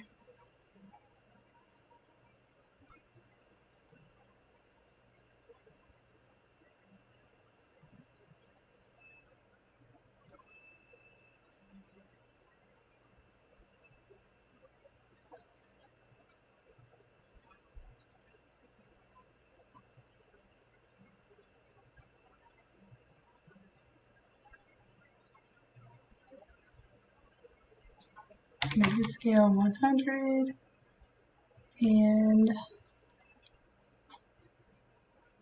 I'm going to pull my red back just a little bit, or the burgundy back just a little bit.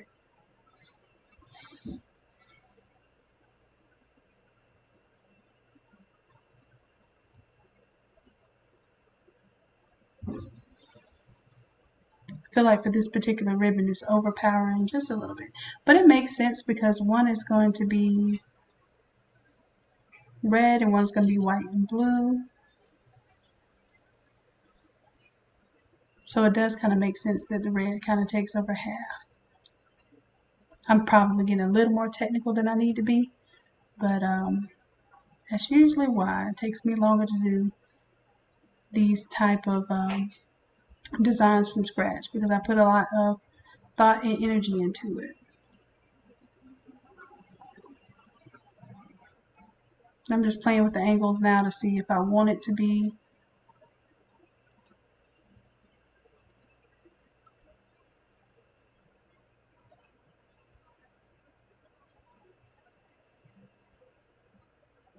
I think I do like it better.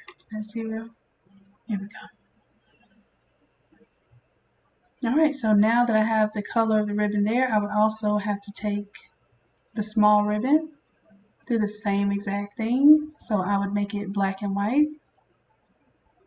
So I'm going to go ahead and clear the layer style. Let's make it black and white by going to Layer, New Adjustment Layer, Black and White.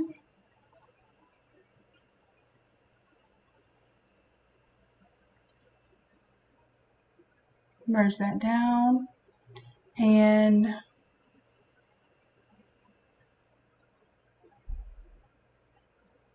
we find the big ribbon. I want to take the same levels. I'm actually going to turn off the colors right now so I can see how that ribbon is white now, but I see a little bit of the darkness in the shadows. In order for me to get white, I have to start off with white. So this is just like sublimation, the way that the multiply feature works. So if I start with gray, I'm always going to have gray there. But gray kind of gives you some kind of presence. If you have pure white, it always looks blown out. So I'm trying to play with which way makes my colors look good. Like that looks too dark because I started with a darker color. So I started with gray instead of white. So I'm trying to get the best of both worlds. I want my shadows and I want my brightness of my white without the white looking blown out.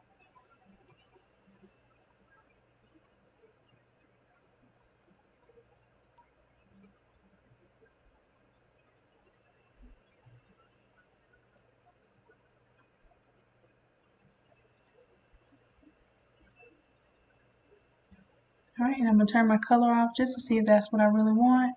And that looks good to me. So I'm going to take this level right here. I'm going to copy the layer style. I'm going to clear it.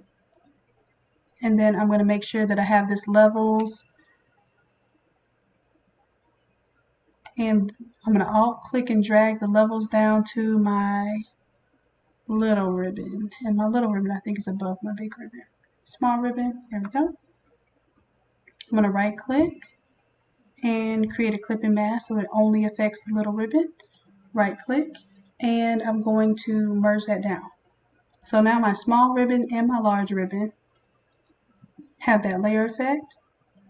Merge that down, and now I can paste the layer style to each of them.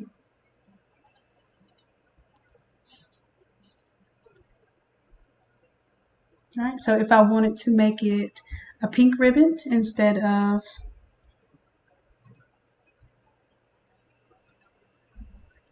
the gradient there, I'm going to go to color overlay. Instead of hue now, I'm going to choose multiply.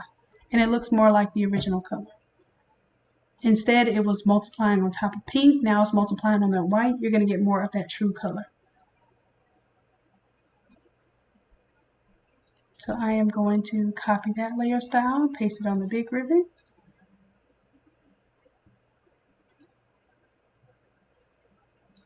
Same thing up here with the pattern fill. I'm going to go ahead and paste that layer style there.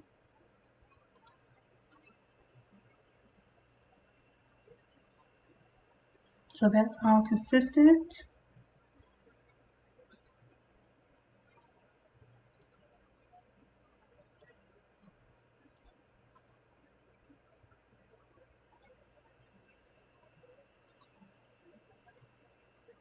And just like before, as long as we save the gradient, we can come back here to the gradient overlay, add a new one,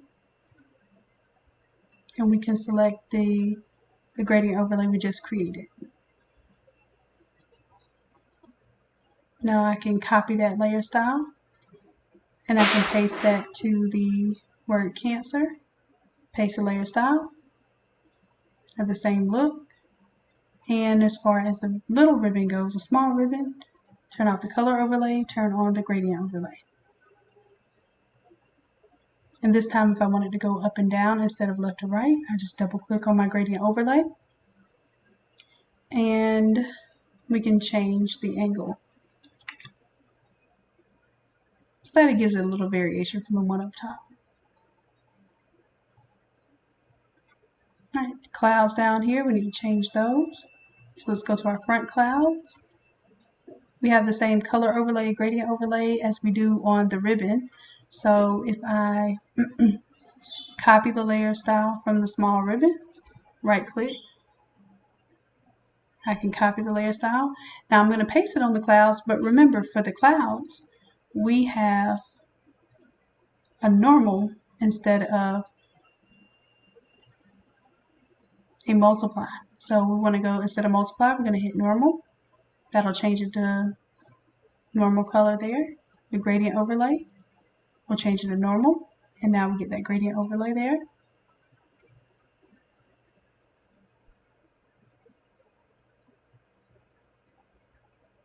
And maybe you want to change it here. Maybe you don't want the white in there.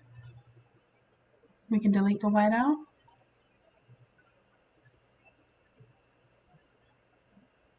And now we can actually save this as a new gradient without the white.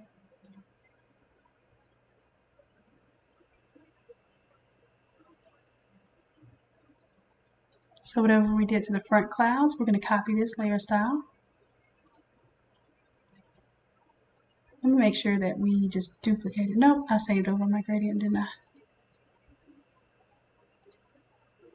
Oh, it's still there.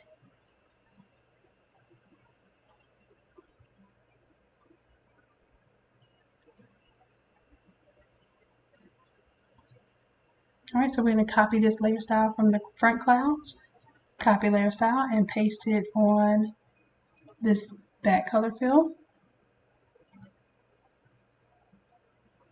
And now we start to see the color scheme kind of come together. And I still feel like we have a little bit of pink in there, but the sky does have a little bit of pink in it. You're very rarely going to see a purely red sky. So I think this kind of does what I need it to do. For the cloud gradient, I might want to work on changing up the angles there.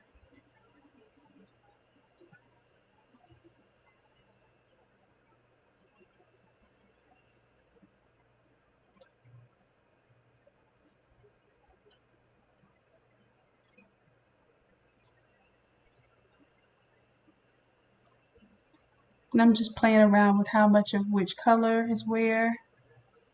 I think the red kind of comes through a little too strong here, but I do want a little hint of it. And that works for me. In the front clouds in general, we can change the opacity to make it more opaque or less opaque. I'm going to put it at full opacity just in case you're wondering what happened to your full color. That'll let you know there.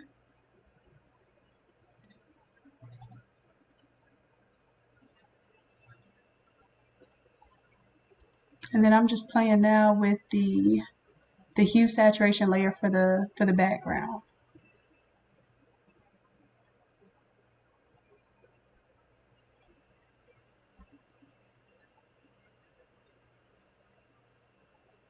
I'm going to bring the blues away from purple, make them more of a pure blue. And I'm bringing a little more lightness back to it. And then for my magentas, I can crank the saturation all the way up just to see where they are. And you'll see if you crank the saturation all the way up and then remove the saturation, you get a good idea of what you're pulling color away from. And I'm going to keep magenta down while I go grab red and see if red is what's left in that sky. That's exactly what it is.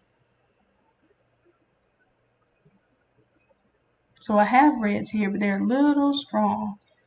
I'm going to bring them down a little bit so that they become more of the burgundy color. So I'm bringing the lightness down more to the black area, and I'm going to do the same thing with the magentas. So magentas, I'm going to bring my saturation back and make sure that my hue is more of a red than it is a pinky purple.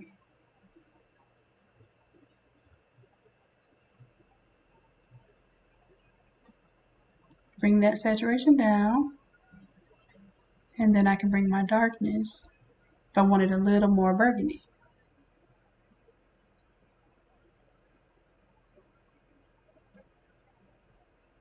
And that's all from just playing with the hue saturation. Just manipulating the existing colors just a little bit so that you get more of your desired effect. Now, here's another thing you can do. That same color overlay that you did here on the background, you can copy that. And you can actually paste the color overlay to the mountains.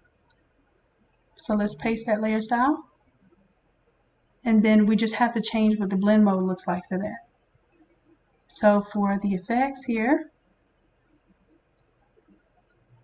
and go to our gradient overlay.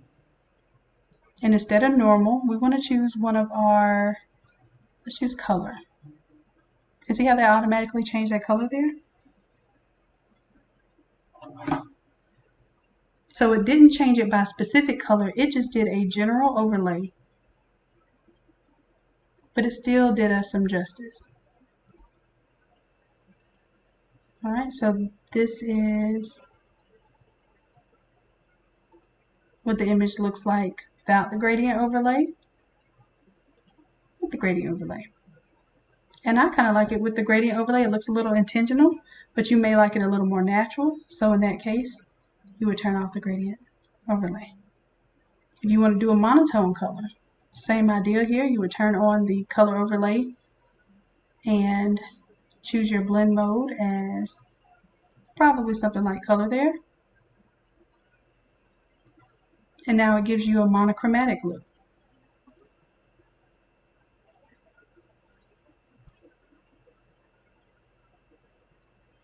And I'll do the same thing with the pink to teal. Double click. Go with color. And there we go. So you have your surreal look to it. You have a little more natural look.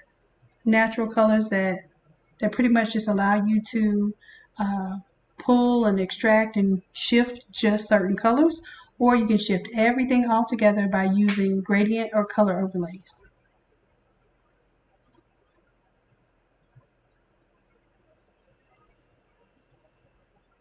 So again, here is our overlay that's a little more natural. You see the greens and everything in the plants. You still see some pink in the plants. And then here's our gradient overlay that just totally overlays what we created.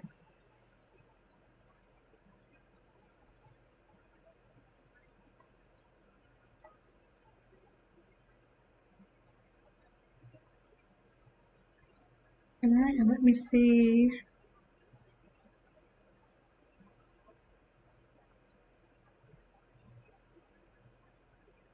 The layer mask, Rona.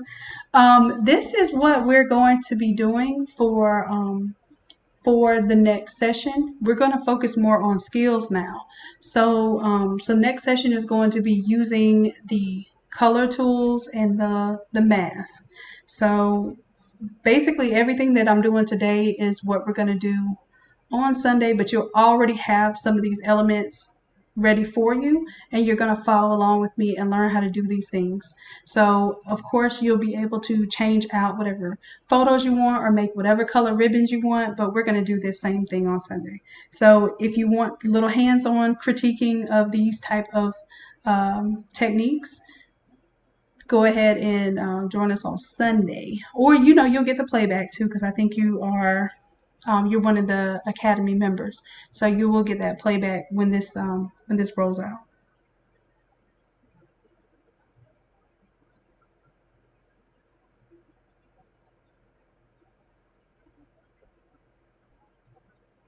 Okay.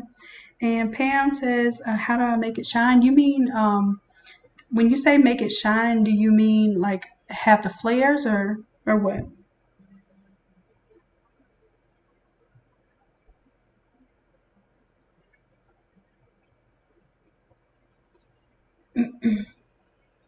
And it looks like I need a little drop shadow on my little ribbon. Probably could do it to my big ribbon and my little ribbon. Let me do my little ribbon first. Small ribbon. Let's do drop shadow. Bring it in a little bit.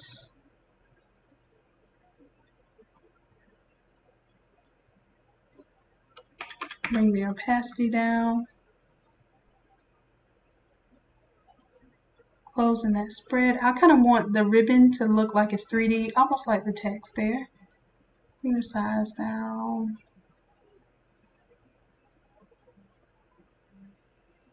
And I'm just literally trying to make it match here. If I wanted to match exactly, I would go to, let's go to cancel here. I'm going to go to my Word, double click, and let's go to just the drop shadow. And then I would try to remember these numbers. So I'm at 1851.17. So when I go to my ribbon here, because I don't want to change all the other settings. What did I say? 18, I forgot just that quick. So let me go back again, double click on my effects, get my drop shadow, 1851.17. So let's do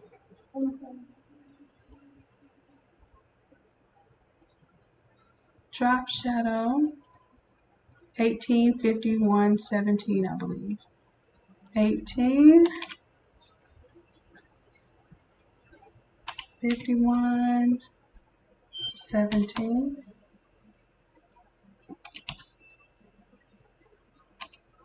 Here we go.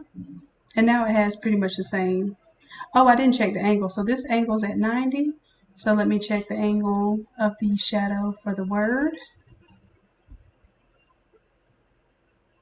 The angle is 90 degrees. And duh, I should have known that because I have used global light on, so any of my shadows should use the same light source. All right, so that's that. And I could copy the layer style from the word, paste the layer style to the ribbon, and it would have the exact same like gold effect and everything. But because I want the ribbon to show through, I don't like that the gradient effect is just a color overlay normal. So I'm going to change it to multiply. Turn off the gradient overlay underneath it. And now I can kind of see my 3D ribbon underneath it.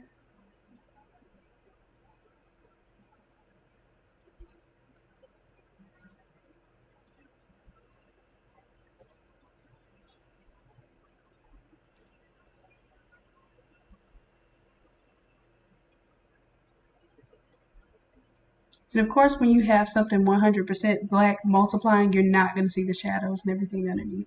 So you would need to make it a little less black, maybe make it a dark gray, and that will work out for you. So I'll keep this on here. If you want to turn all that extra stuff off, you can turn off the strokes and the satin.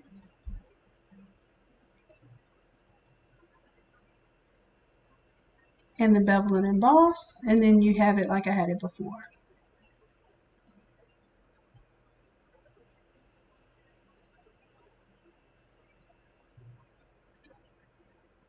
Now I can't remember which of these strokes I had on. You know what? Let me do this. Let me go to my layer style for this. And this is something I need to do anyway. You can clean up.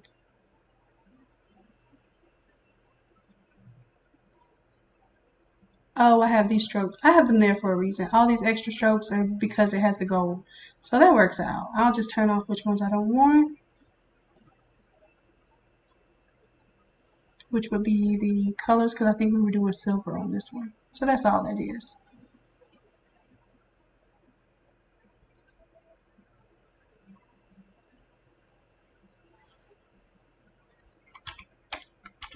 All right, so that is the color scheme for this particular application. But of course, you would change the colors to whatever colors you want. Like if you wanted to represent the different color ribbons. I just did a little research here. Let me see. I'll put this link on there. I'll copy and paste this in the description. Not the description. Oh, y'all just have to go to it because I closed down my my YouTube window. So it's healthline.com/help/cancer/cancer-ribbon-colors. And this is a lot of what I show you when I design from ground up is how I research, how I learn, how I find out information or come up with ideas. I know a lot of you are starting to design from scratch, so that's where you get stuck a lot of times. And that's fine. I still get stuck a lot of times. I'm just showing you all, if I have to go somewhere and find something, this is kind of my process. Okay, so this just gives you a little insight into the design process. Now, I am doing this design for someone, so I need to go ahead and get this ready for print production. So like I said, I'm going to turn this into a 13 by 19 by reactivating my 13 by 19 mask that I created. And maybe what I'll do for this photo, I'm going to make this photo a bit larger so that I can have my two subjects be about the same size.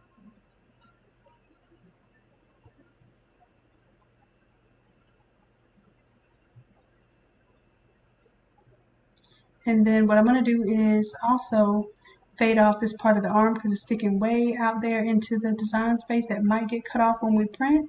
So let's use the paintbrush on the mask layer. Make sure we're painting with black because we're going to conceal.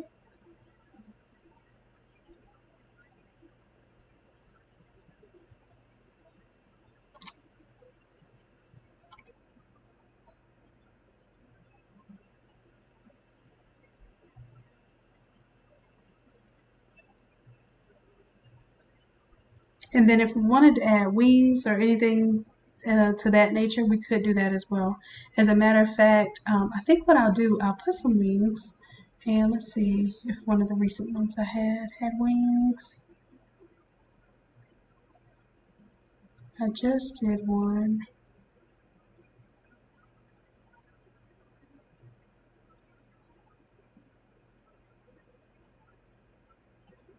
Let me grab the wings of this one. Because I think I'm just going to put wings on the Cancer symbol. I'm just going to grab these wings right here, my front back wings.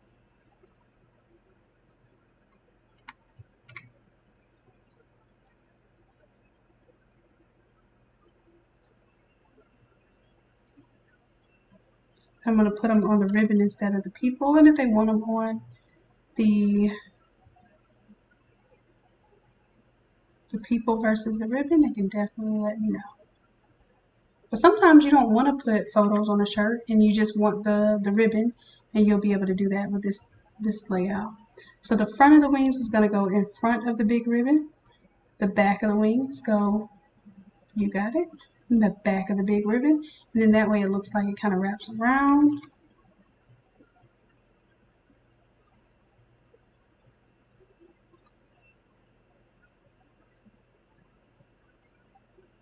And then what I'm going to do with the back is I'm going to kind of hide them a little bit because I feel like,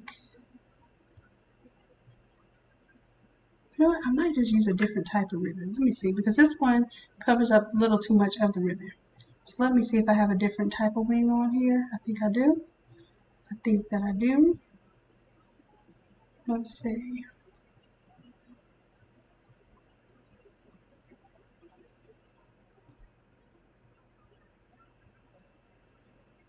And let me turn off the front so I can see. Let's see. So these are half down wings. That sort of works, but I'm still going to see them.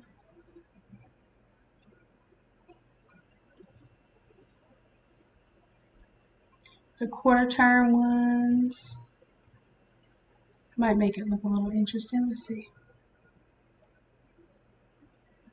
Then I'll end up separating them, of course.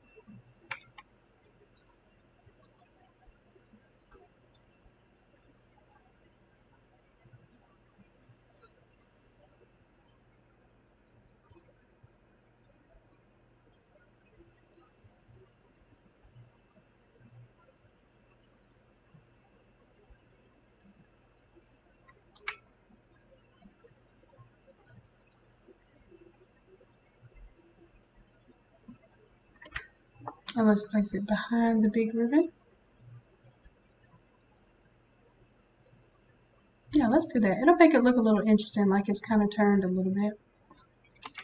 Usually I only use the quarter turn when I have a subject that's kind of turned to the side. But I think this one will be a little interesting. So I'm going to separate the wings by just cutting them apart. Use my little polygon lasso.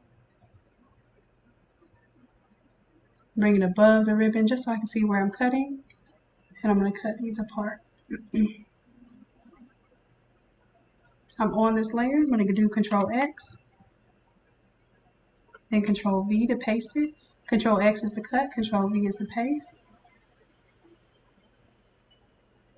And then that way I can still place this group behind the big ribbon.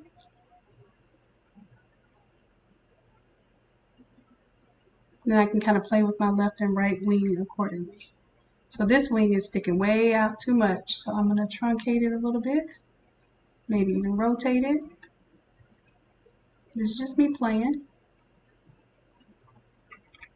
And then I can take this same wing, I think I'm just going to take the same wing, duplicate it. Okay, then Control T, I'm going to transform it, I'm going to flip it horizontal. So it gives me the opposite side look. And there we have it. Let me know what y'all think about this.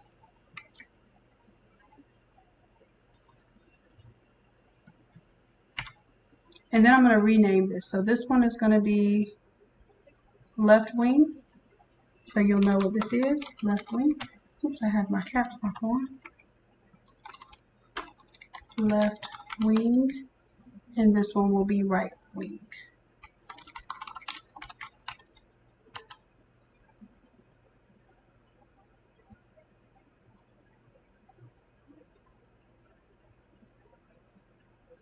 So once again,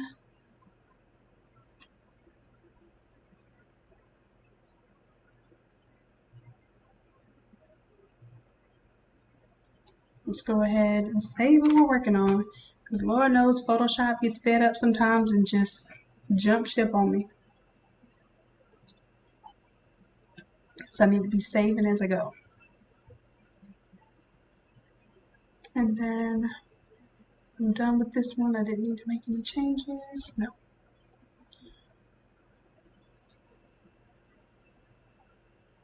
All right, now when I make this a 13 by 19, I'm probably going to do a little adjusting. So I'll show you what I would do to adjust a little bit. You don't have to. This is a 13 by 19 kind of look all by itself. But of course, you know, I'm going to optimize it a little bit more for the purposes of making a template out of it. All right, so before I confirm this is a template, let me turn off, disable the layer mask there. And I think we had a layer mask on the clouds too, but I'll just leave that on. Layer mask on the cloud is not that bad.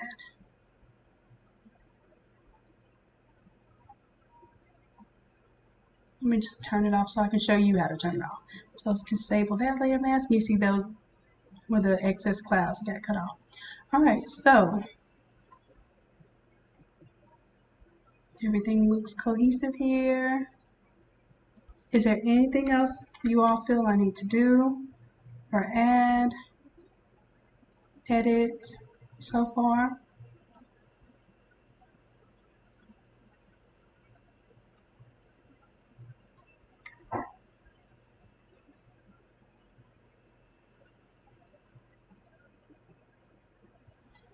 All right, so I think I'm ready to cut this on down to a 13 by 19. So here we go. 13 by 19, what I would do is activate my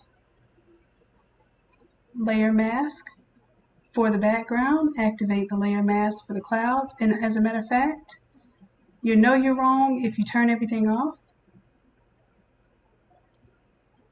You see how these clouds are outside of my 13 by 19 area? That means I need to go to my clouds. If I right click, I can tell what I'm touching. I'm touching the front clouds. I can activate that. And definitely want to make sure I'm saving.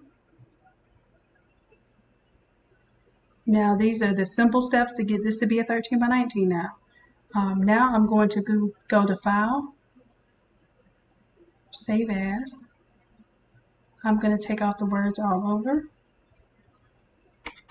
That way I know it's my 13 by 19 version.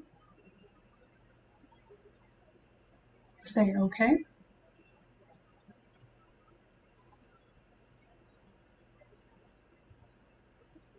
Next thing I'm going to do is unlock these all over outlines, the guides, the one that says turn off and the one that says keep on. I'm going to unlock them so that I can throw them away. So I'm going to delete these two. Now it's looking more like a 13 by 19, right? And I like how my wings kind of stick out a little bit, but I'm going to see if it's a little too much or if that actually works. Okay, let's go to our crop tool now. And we're going to tell our crop tool that this is going to be a 13 by 19. But I'm also going to tell it not to delete the crop pixels, just in case. So I'm going to uncheck that. And it looks like everything is clean within my area. I have a little bit of space on the edge to where I don't have to worry about my print running off the edge. So I'm good right here. If I wanted to adjust a little bit, I can. I can bring this in a little or out a little if I needed to, depending on what my end use look like. Right, I'm happy with that. I'm going to bring it down just a little bit because my printer all printers tend to print the top of the print first. So if you give it a little bit of extra bleed area at the top, it will be happy or happier. So I'm going to hit enter a couple times to lock in that transformation of that cropping. Everything looks good. Now I'm going to take, because like I said, a 13 by 19 and an all over have a little bit different orientation. So I'm going to take these words here, the F Cancer words, Control T to transform. And it looks like I have a little bit more in here than I want. Let me see what's in there.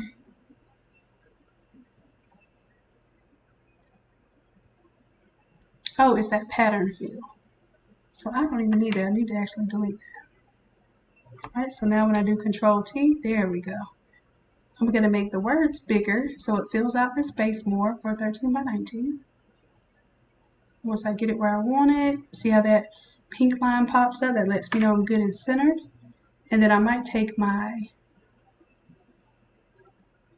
large pattern there, Control T, and I may make it a little smaller so you can see more of the ribbon. Because I did decide to change the ratio of this graphic, I might need to bring my ribbons down a little bit. Same thing with my background. If I feel like the part of my background isn't showing, like I said, I wanted to see my rocks, I can go to my background, Control T, and I can see how big my background is and where I really want it to come in. So now I can see more of my rocks there. I can still see my sunshine. I still have my fade off, and I'm good. So I do modify it just a little bit for 13 by 19 because I know it can look better when you do just a little bit of minor adjustment. The clouds here. So if I go to my front clouds and I'm going to have to unlock my layer mask right now because I just want to affect the clouds, not the mask. I'm going to go and bring my clouds down a little bit now. So now they actually look a little more prominent. I can see them better. All right. So I feel like this is optimized for 13 by 19. I'll go to image size. Because right now it's way bigger than the 13 by 19. So I'm going to make it be 13. It will automatically change to 19. Hit OK.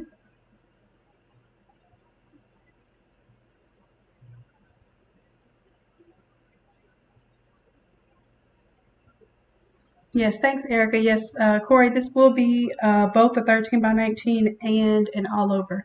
And I'm going to spend a little more time making like a pink version because I know, matter of fact, that's what we'll do in class. We'll make our pink versions or whatever versions y'all want.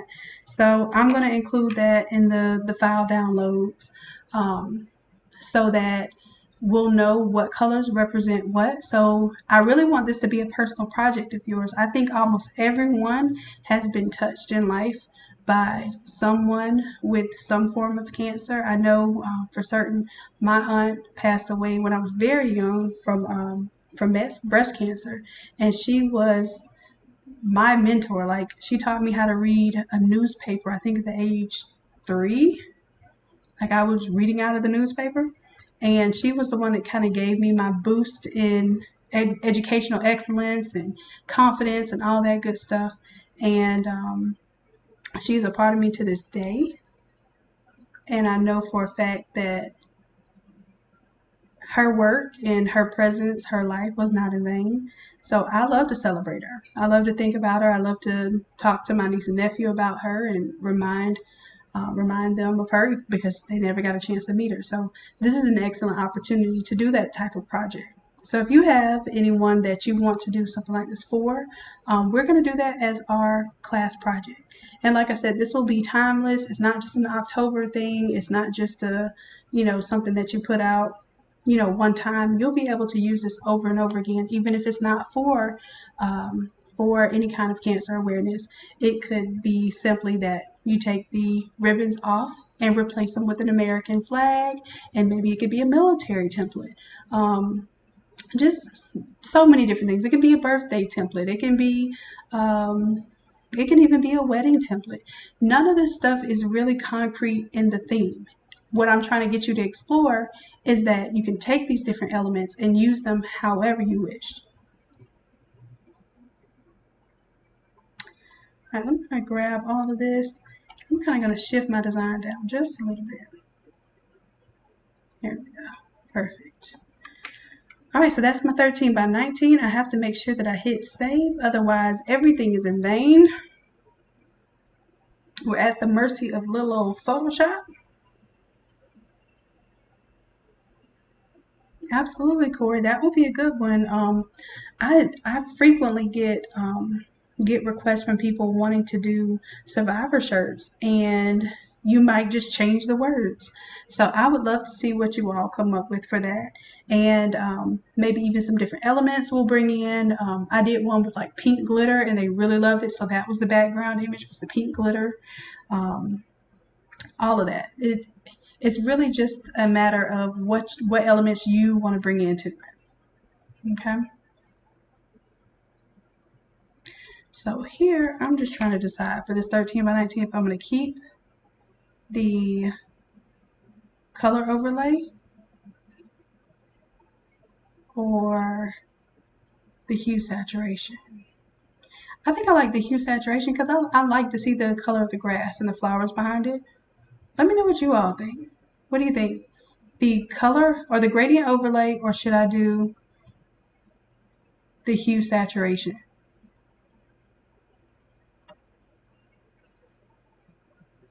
And this is the kind of thing that sometimes you don't want to let your customers pick because you have a million different options for them, and then they may stay a little longer with you than you would want to go back and forth as far as design goes.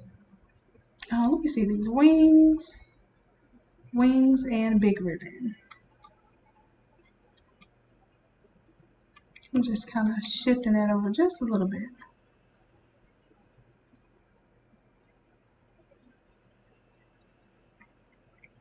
All right, so now that I'm ready to save this as a PNG, I can literally go to File, Save As, and choose PNG.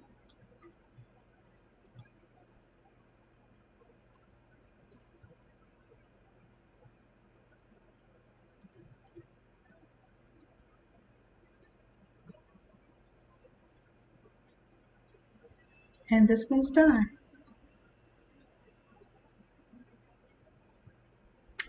Jackie Ears, do you have to use the shirt template to use the slicer? The reason why I tell you to use the shirt template for the slicer, and as a matter of fact, that reminds me, I think a couple of you all told me not to forget to show you how to use a slicer. Okay, let me go ahead and save all this so I can show you exactly what I mean.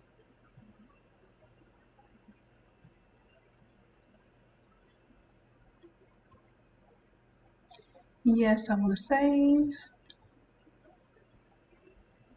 I'm going to bring up the all over cancer awareness image we just worked on, and then I'll open up the slicer and I'm going to show you something there.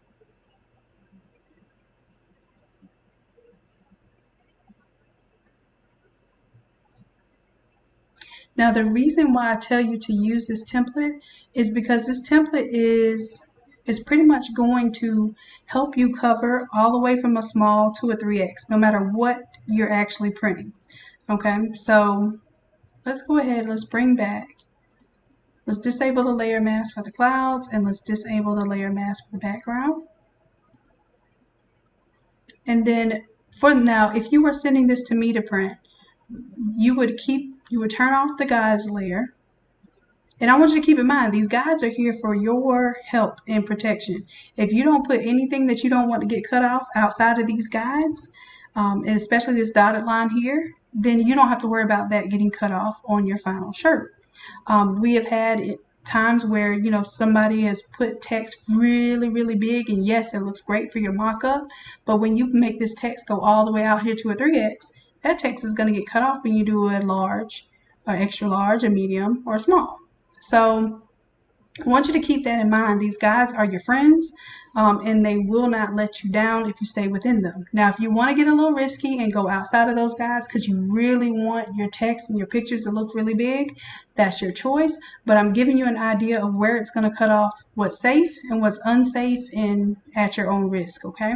So that's why I tell you to design from this template. This template is free, and I put it together. I no longer have them separated. I just wanted to do one file that allowed you to design your adult shirts. Okay, so once you're done with that, you just turn off both of these layers. So if you're sending it to me to print, this is what you're going to send me. Okay, and then I will print it out as a 36 by 44. This size is already a 36 by 44, and I will roll it up and send it to you. Now, when you are printing this for yourself with the tile option, then what you're going to do is turn off this layer, and some people even had the guides layer on. You can't have this guides layer on, or else it will print these guides. Okay, so turn those off. You should be stuck with this full-on rectangle, right? And then if I go to File, Save As, you can save this as a JPEG.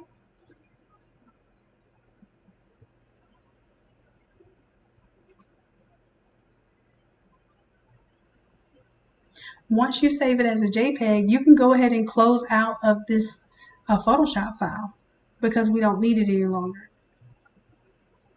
This is a large file, so I want you to keep that in mind. Even when you save it as a JPEG, it's a large file. But as an editable Photoshop file, it's a huge file.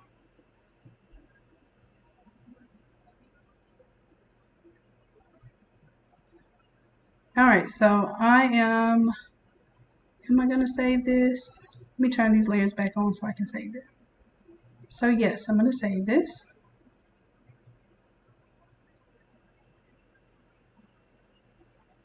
And then I'll go to the slicer file. So if you're looking for the slicer file, it's not on the regular website. It's not on the regular Innate Lab website. I made it exclusive to the Academy members. You don't have to be a member to purchase it though, so I don't want to get it twisted there. But there is an option. If you join the membership, you get a coupon code for $60 that takes the $60 off of the $100 Tile Magic.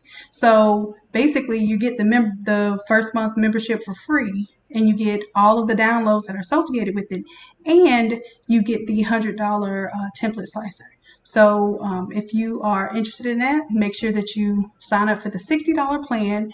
Use that $60 coupon code to make your all over template slicer be $40. And let me show you what I'm talking about. Let's see. It's going to be academy.innatelab.com. This is what it looks like. The last course that we had would be this one. It's not live anymore. I need to change that to pre-recorded, and I will do that after this class because we did it on 9/26, so it should tell you that it was pre-recorded.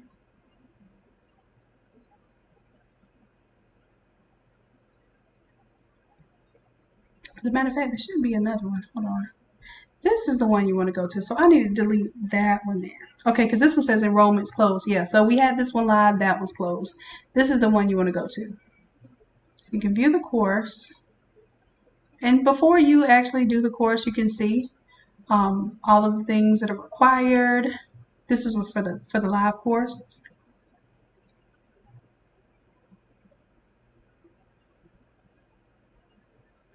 And it has all of these template sizes that you'll need. So it has the infant, toddler, small, medium, large,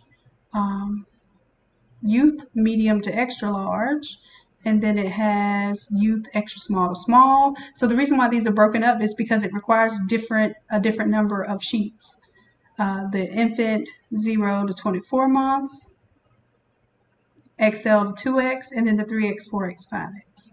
And I did a whole video on this. So if you search for tile on the YouTube channel, you'll find the video where I demonstrated how I used each. I used the same graphic for each and every one of these tile sizes. Okay, so there's 8 different files that you'll receive.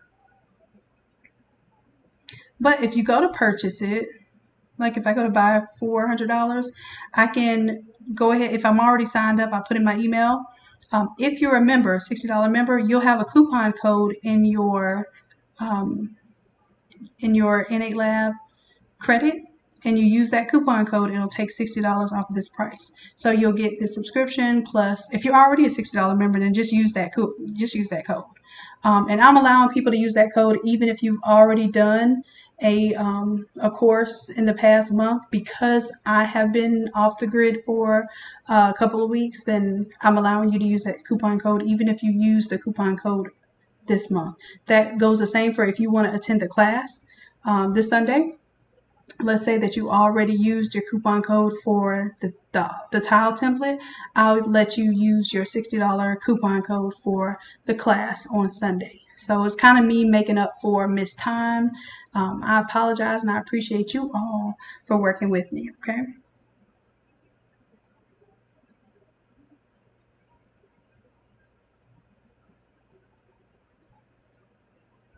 All right, so now that's telling you how you get the slicer. Let me show you how I would use it here.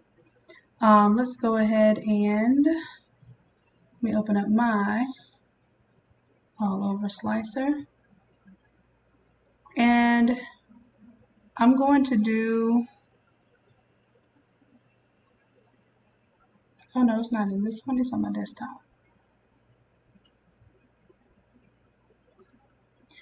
Now, we were having problems. Some people were having problems with the XL and 2X, and I did too.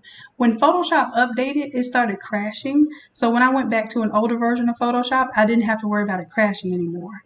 So I'm going to show you this step real quick, and if it crashes, then I guess I would be wrong. But also, it depends on what you have running on your computer. So the fact that I have Chrome running and I am recording at the same time might cause some issues. So let's see. Now's the test of time. All right, so the first thing I'm going to do is double click to change this image, because of course I'm not printing the True Colors image. I'm going to print my new image. All right, now I'm going to go ahead and select the top layer that says innatelab.com, and I'm going to drag and drop my new image in. So where I saved it, I believe it's here. There's my all over. I'm going to drag and drop it like it's hot. Now, if I followed my template, then I know my guides are in the right place, and I know I do not have to worry about cutting the wrong stuff off. That's why I tell you to use the guides.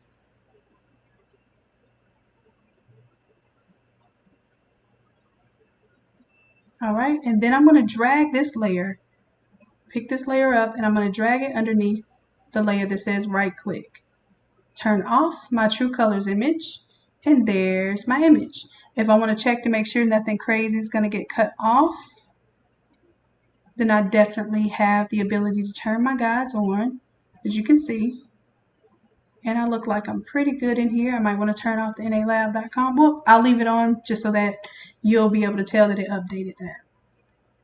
And of course, when I get ready to print, I'm going to turn off my guides. I don't want those guides on there. Now, if I don't know what style shirt I'm using and I want my sleeves to be bigger, I can incorporate the block here. The block method, just make sure that you're definitely going to get your sleeves on there. But if you already know that you're using a jersey 21M, you don't have to worry about that. You can turn the block off and use the outline that I provided for you. This works for 21Ms for sure, and the vapor shirts. Okay, so when I close out of this, I'm going to hit yes that I want to save.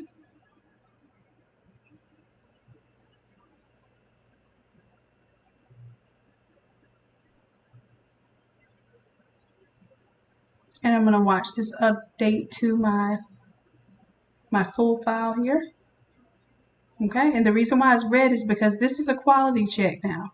I need to go to my all layer, turn my opacity down, just to make sure that everything overlaps perfectly like it should, because sometimes you mess up and you move things around and you didn't mean to. Everything looks lined up. I don't see any double images anywhere. So I'm ready to print this. When I'm ready to print, I turn off my all folder. You see that? And now the reason why I broke this down, because usually with the 2X, you have to use 8 sheets of paper, right? So I was able to get it to where a 2X only requires 1, 2, 3, 4, 5, 6 sheets of paper. But this sleeve, when you cut it off, you just place it on this side. You see that? So it saves you a little paper, saves you a little energy and hassle.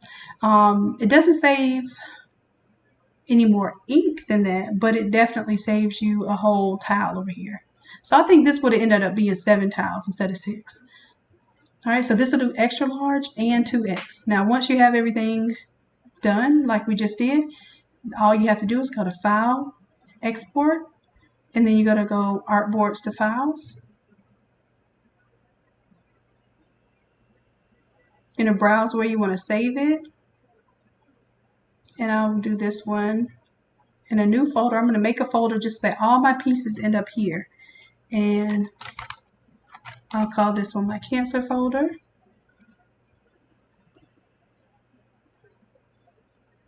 And I'm going to do 13 by 19. Put a dash, and then it's going to tell me, it's going to append those names to the end of it. And you'll see that in just a little bit. I want the artboard content only. You can choose to include the background and export, but I found that it doesn't matter if you include or don't include it. And then my export option is set to JPEG. And then I go click on the export options because I want to make sure my quality is cranked all the way up to 12. And I do include the ICC profile. All right, now if I hit run here, it's going to run me through some actions that are saving each of these artboards as their own individual JPEGs.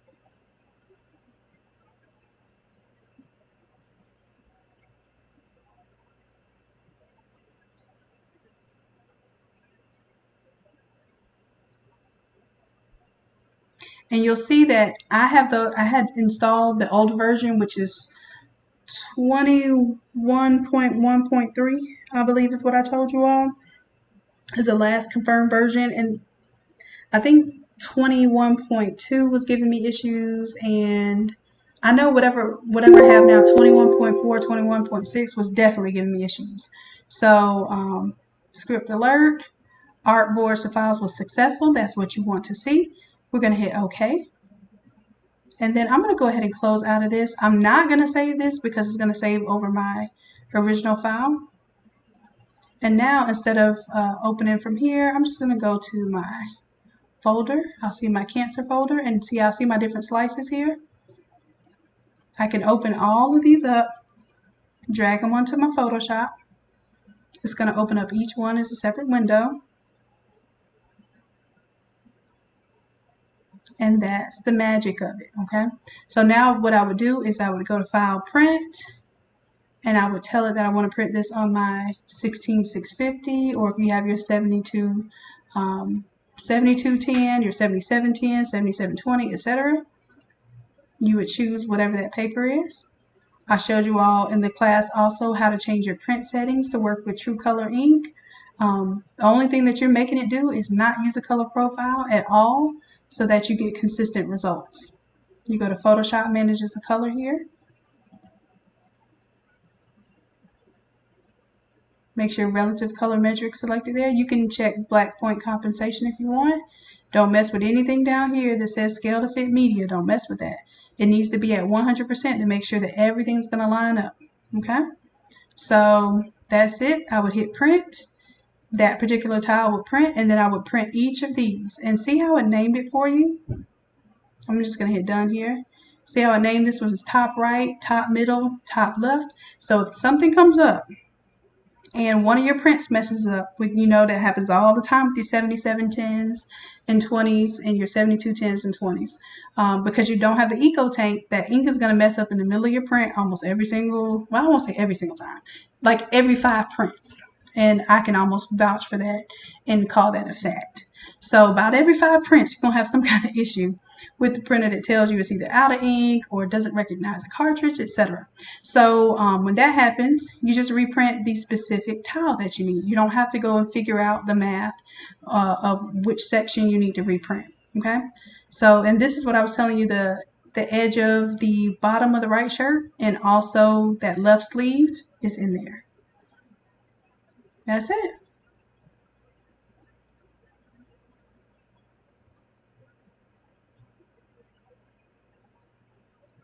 A 16 by 20 press. I have a link, as a matter of fact. If you use the link that I provide in the group, then I get a small commission. I just had somebody purchase a heat press last month, and woo woo, it gave me a couple of dollars. So I definitely want you all to use that link. Let me see. Let's go to the group right now. Let's see.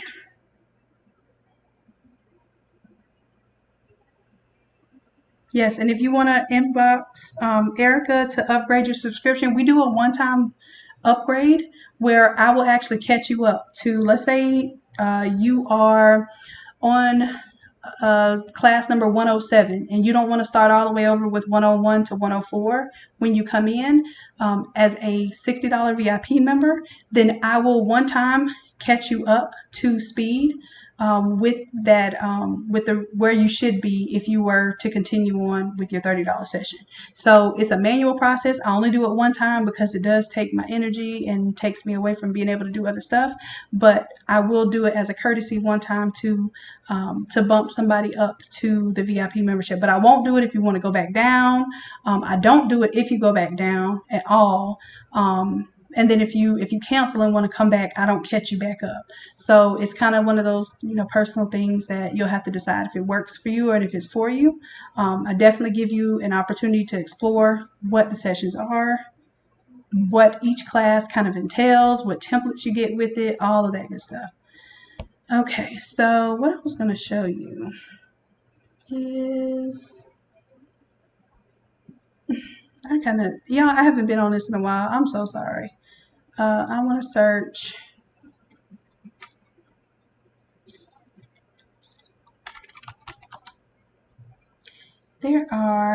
Okay. So this little thing here, and I don't, with the new Facebook really aggravates me, so I'm sorry. But if we go to supplies, that's what it is. If you go to supplies, so this is a popular topic. Supplies kind of shows you what we have for Innate Lab, and then it also shows you this little OSI tracker link. So if you see this OSI tracker, that means Heat Transfer Warehouse is actually going to give me a small percentage of your purchase. It doesn't cost you anything more or less, okay? But what it does is it gives me an opportunity to get a little commission on my referrals. So I will show you the heat press. It's not an inexpensive heat press. As a matter of fact, it's one of the most expensive heat presses. But this is the one that I just ordered for myself as well. It is a Stahl's Hotronic Swing Away.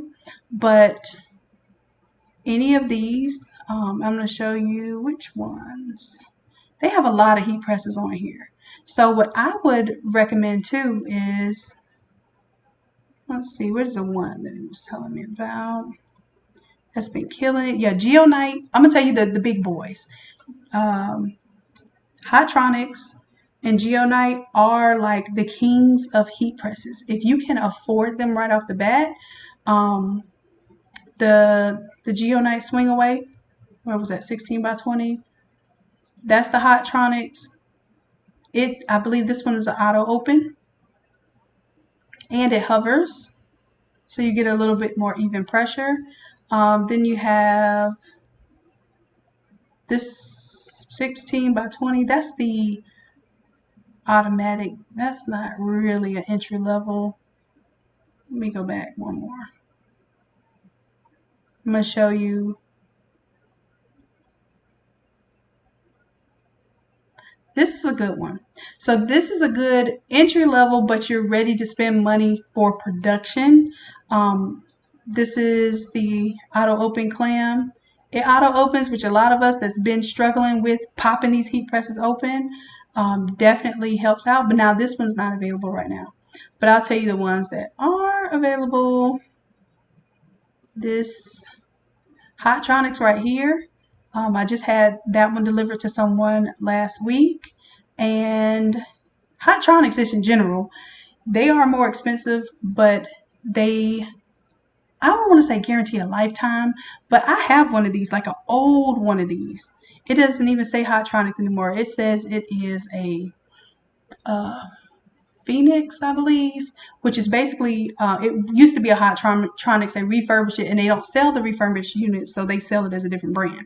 But they still, to this day, warranty this as far as when I call them and I have issues. It looks exactly like this, but probably about 15 years older, and it's white. And if I have issues with the heat plate not heating up, or my digitizer or my digital screen not working right, my switch, my cord is not working right, they'll troubleshoot with me and make sure that they can fix it right then and there. And if they can't fix it right then and there, they let me know what part I need, and they've even sent me a part before. Now this is all out of warranty. They still provide that type of customer service. So I'm not telling you to go out there and spend a whole lot of money on a heat press, but I will tell you that what I do is I buy older heat presses that I know are quality. So I bought this one used. I had my chance at purchasing a really inexpensive heat press, and it messed up so many shirts. It wasn't even funny because it had inconsistent heat, inconsistent pressure. So when I was trying to do all overs and that sort of thing, it didn't work for me. But I have 3 really old presses that are workhorses and they don't play, but they're old and they still work because they're quality. So if I can, impart on you any knowledge that my dad told me when I bought my cheap Chinese press, was to invest in quality when it's your bread and butter. Now you're just crafting and getting into it, then yeah, definitely play with a less expensive heat press. But I'm going to tell you, you're going to spend somewhere between 600 at minimum for a good press that is 16 by 20, and that's minimum. I would even venture to say about 900 or so for some of the off-brand ones, and somewhere around about 1,400 for your like your guaranteed. It's gonna work pretty much for a lifetime. Hottronics, Geonite. Look those 2 up, and I promise you, I have never been disappointed with the Hottronics or Geonite, because I think I had a Geonite hat press and they still provided support for that. And that's the main thing that a lot of the other companies don't do. They do not support their product. So when you're looking for parts, when something messes up or a cord or something happens with the circuit board, you're out of luck. It's very hard to get support for those sort of things, and you end up just buying a whole new heat press. So just giving you the background that I've had, and trust me, just like I've had 6 77 10s and 20s running at a time before I invested in my 16650, I'm not telling you anything that I wouldn't do myself. So if you can get it, go with you don't need the hover press. The auto open is a game changer. If you can get an auto open, definitely go with that. The one that I did was the Hottronics. Let me show you. The swing away. We even did the swing away and the rolling stand. That's it. That's that bad boy right there. Now this is definitely more of an investment. I've never spent $2,000 on a heat press before. I only recently did that. So I'm not telling you to jump all the way up there. But I'm telling you, it is an investment. Okay. So if you use that link though, whatever heat press you decide to purchase, if you purchase from Heat Transfer Warehouse and you use my little heat transfer OSI tracker link, even if it's for vinyl or anything else is on here, even if you click on one of these, it will take you to where it gives me credit whenever you make a purchase there. So that helps me out tremendously, y'all. This helps me make content, helps me stay alive on the YouTube itch. So just so you know. Oh, Ronus, you got the Hotronix Fusion, so you know what I'm talking about then. That thing is a beast and it's so reliable. Um, let's see. The version, okay, so yes, so you want to know what version of Photoshop that you need in order to do the slicer. Let me show you what happens. And this is because most of us have on the automatic where the cloud, the Adobe Creative Cloud, I'm just typing in cloud right now, go into my Adobe Creative Cloud. It's telling me that an update is available for my Photoshop. And I hover over it, it tells me what version I already have installed. So 21.1.3 is the version that I have just performed in front of you that definitely works with the slicer. Now, granted, a couple of weeks ago, I had the upgraded Photoshop and it works with the slicer. But something happened between then and now where people are telling me that it's crashing whenever they are doing their export. And I think it's because of something that's new for the update. So I'm telling you, if you want to use a slicer, just go back to 21.1.3. It will not harm you. That came out this summer. So it's either June, I believe June is when this 21.1.3 came out. If you need to see how to get back to that, you can always go to these three little dots here, go to other versions, and it'll say, hey, 21.2.4 is our current version. That's the one I can guarantee you. And it only happens on Macs. It wasn't happening, only happens on PCs. For some reason, it's not happening on the Macs because, everybody thinks Macs are better. In this case, I guess I would have to say so and agree. But it wasn't happening on the Macs, but on the PCs, anybody that had the upgraded version of Photoshop was crashing, and it would only crash on the 2x and the 5x. Everything below that, it was fine, but it's just a larger file. So I'm suggesting that you go back to this one, which is 21.1.3. Okay, that's the one I have installed. So if you try to install any other version than what you currently have, it will ask you. So let's say I go to install 21.1.2. It's going to ask me a question. Well, it's going to give me a statement. Installing this version of Photoshop will remove the version that is currently installed, along with any updates you may have applied. So if I hit continue, it would downgrade me to this version. So I want you to downgrade to 21.1.3, okay? And then that way you can ensure that your slicer templates work. Okay? Y'all have any other questions for me since y'all have me live? I know y'all haven't had me live in quite some time, so I'm expecting the questions and whatnot. And just real quick, I'm going to disable my screen share for just a moment. Y'all might see black for a moment because I'm going to send off this email and I don't want to expose anybody else's email address or anything. So I'm going to go ahead and send off this 13 by 19 that we made just now for proof.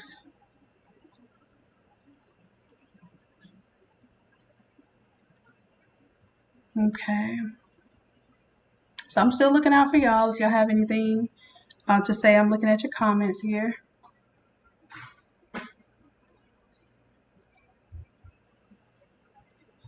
So blue, white, and burgundy are the colors for those cancers. Bless you. Please let me know if you need any changes.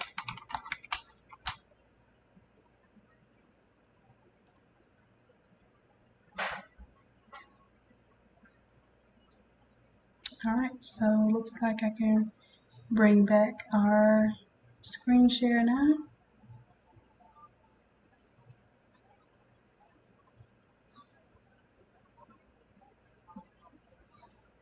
All right. So if I don't have any questions or anything, I'm probably going to go ahead and call this one a night. Go ahead and set up for our class on Sunday.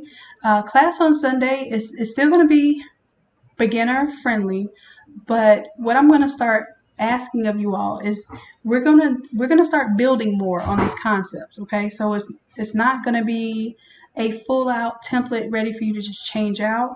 I want you'll have something to start with, but now you're going to start getting in the mode of bringing in more of your own elements, more of your own homework, a little more foresight and forethought that's going to go into the sessions. Okay, so now we're kind of graduating a little bit. We're getting up there. We're still in the 100s, but now I'm putting a little bit more effort and energy on you to make sure that you're coming to the table with what we need for a project. So for instance, for this project that we're going to do Sunday, and as a matter of fact, I'll make a video on this too, just on the class, but I'm just giving you my expectations here. So yes, we're going to start with this. But what I need you all to come with is your understanding of what statement you want to make. I don't want you to be there fumbling through what words you want to say. If you want to say the survivor or whatever text you want to come with, I want you to have that text in mind and ready to go so that we aren't doing that during the session. So whatever text you want, I want you to have that ready. Whatever image you want to use is going to be cut out and ready from here on out. We're not going to be doing any more cutouts in beginner classes. Now, if it's something that we're doing straight from like the one-on-one session again, I would teach you how to cut out. But we know how to cut out now. We know how to at least use remove BG. We'll have a class just on cutting out. But from here on out, we're going to come to class with this already ready to go. So background already cut out. And then what we're going to do is we're going to focus our energy on techniques now. How we change colors, how we manipulate the hue saturation, how we manipulate these the blend modes, because a lot of you are like, I don't understand how to use these blend modes. That we're going to learn more of. How we create the layer mask, that we're going to start focusing more on. So now you're getting into applied techniques. Okay, so we did some template editing, we did some with the brushes, we did some stuff with the fonts and the text. Now we're turning it into what elements of Photoshop do you really need to learn to create something that's on your mind, not just edit a template. Okay, so we're getting into that range where we're almost at the 200 level. 200 level is where you're going to be creating a lot from scratch. So I'm expecting that of you all. I'm looking forward to that from you all. Annette says it's her first live. I love it. Awesome, Annette. And definitely, if you're a person that likes the live contact, the live feedback, basically you're able to do what we're doing right now. If you've never done an academy class before, but you want to do a live session, you're able to see just what I'm doing. But what I do is I flip it around and I let you all show your screens. And then I can critique your screens. I can actually log in, I can log onto your computer. I can draw on your screen and tell you where things are, what you need to click on. And if you get really, really stuck, I can click on things for you. Okay. So that's how our sessions are very much hands-on.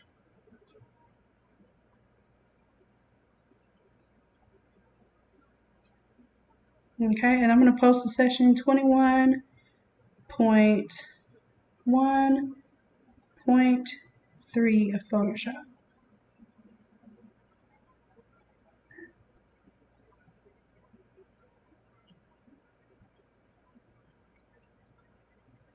All right, so I sent off that file. So if y'all have any questions or any input, things you want to learn, we're going to do an elements. Oh, Rashad likes it. Okay, great. That's awesome.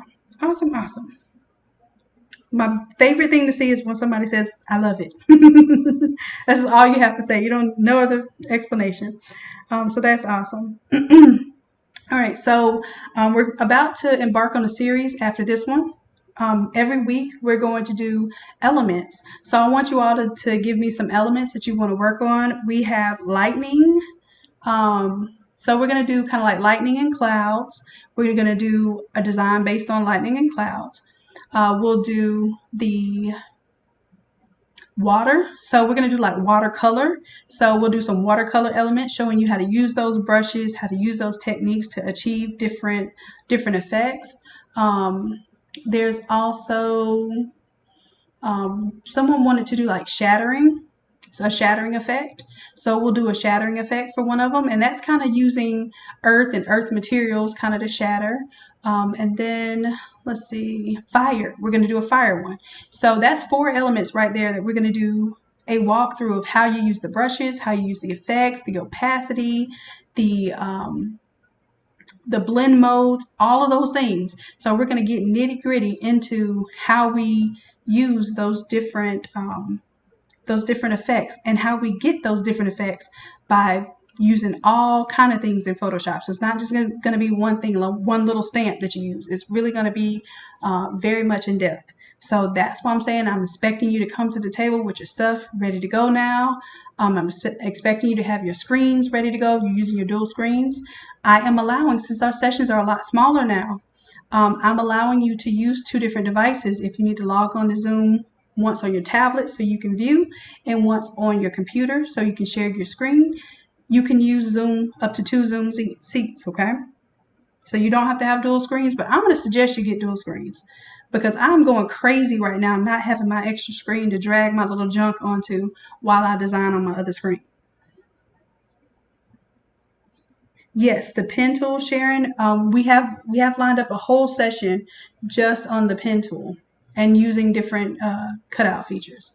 We have another session that's just on blending, how to blend and fade things, how to actually blend skin blemishes and that sort of thing. A little bit of, it's not a full photo restoration class, but we are going to learn how to get some annoying pesky things out of the background, paint some things off of somebody's face, that sort of thing.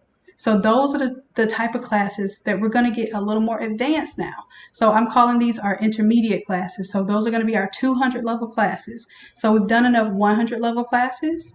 We're going to start doing 200 level classes. And then eventually we'll get to doing 300 level classes, which will be very specific and advanced techniques.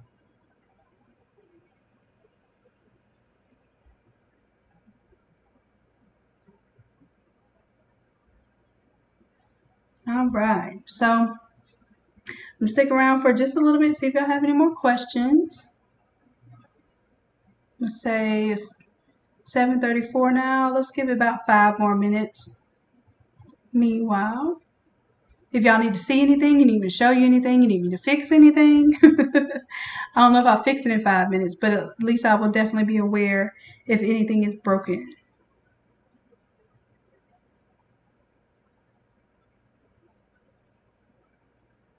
So, Kim, no, I don't have a template for the Team 365 shirt, but um,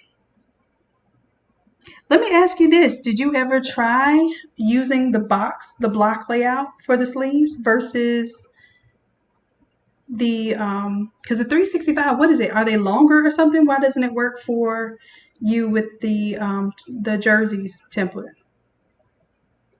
Let me know something. I might be able to help you out.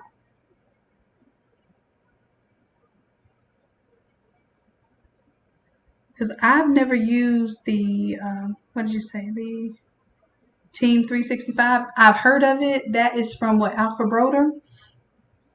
And is that the one that's it's a little more slick? It has that shinier property to it.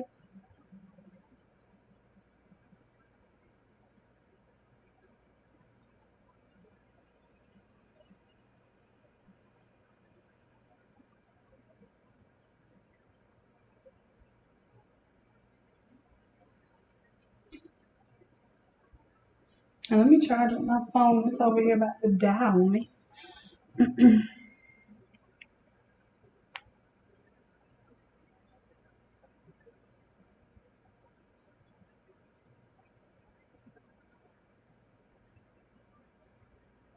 What's up, Vegan Life? You not late, love. You know I'm gonna save these and y'all be able to review this later. We just did a template from scratch, so we spent a good little amount of time pulling in elements and figuring out our layout plan and figuring out our text plan and all that good stuff.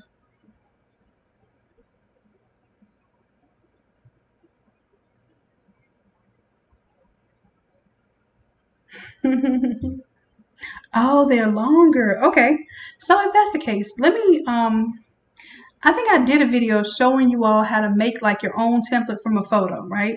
So I'm sure that video is available, but let me show you, let me see if I can show you it without the computer crashing with all the stuff going on. Let me close it. I know when I have YouTube open, I mean, not, well, YouTube or Facebook open, it does not like when I'm recording. So I'm gonna close out of this stuff and let's do here, the search. And we'll search for,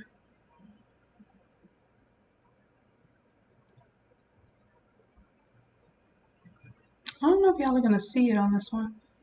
So we'll search, let's just search the videos. This is going to be kind of hard because I don't even remember what I named it. So I guess I need to tell you what I named it so that you can find it. It was one where I'd used a hoodie and I was telling you all how to make your own templates even if a template does not exist. All right, so this was a similar one here where I told you how to make a template from a photo or a scan. This was a video where I did a template for the graduation stole. I also did one for a sweatshirt. I'm trying to see how long ago was that.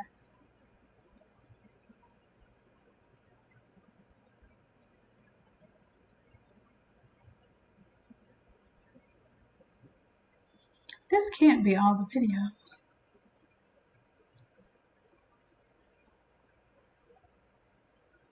So it was a hoodie that we did. Let me see if I type in the word hoodie.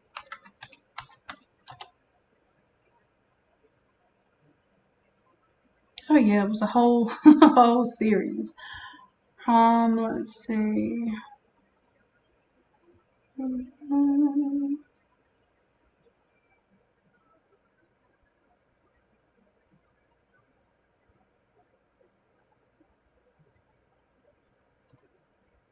And as far as I do not like to hear my little country voice. hoodie area, so we get a good understanding of. So let's start with the bottom.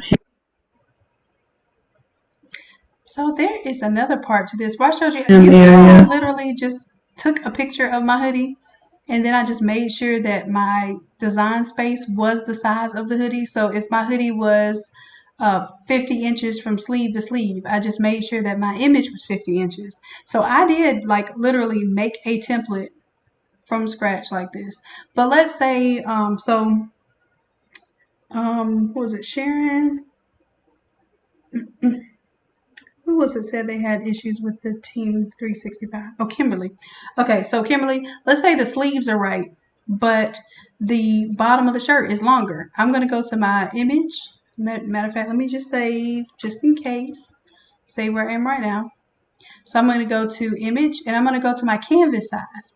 This is telling me how many pixels it is. I'm going to make it tell me inches instead. Right now, my height is 36 inches. So let's say I need to do the Team 365. Maybe it 3x is, let's just, I don't know what it is right now, but let's just assume it's 40 inches instead of 36 inches, right?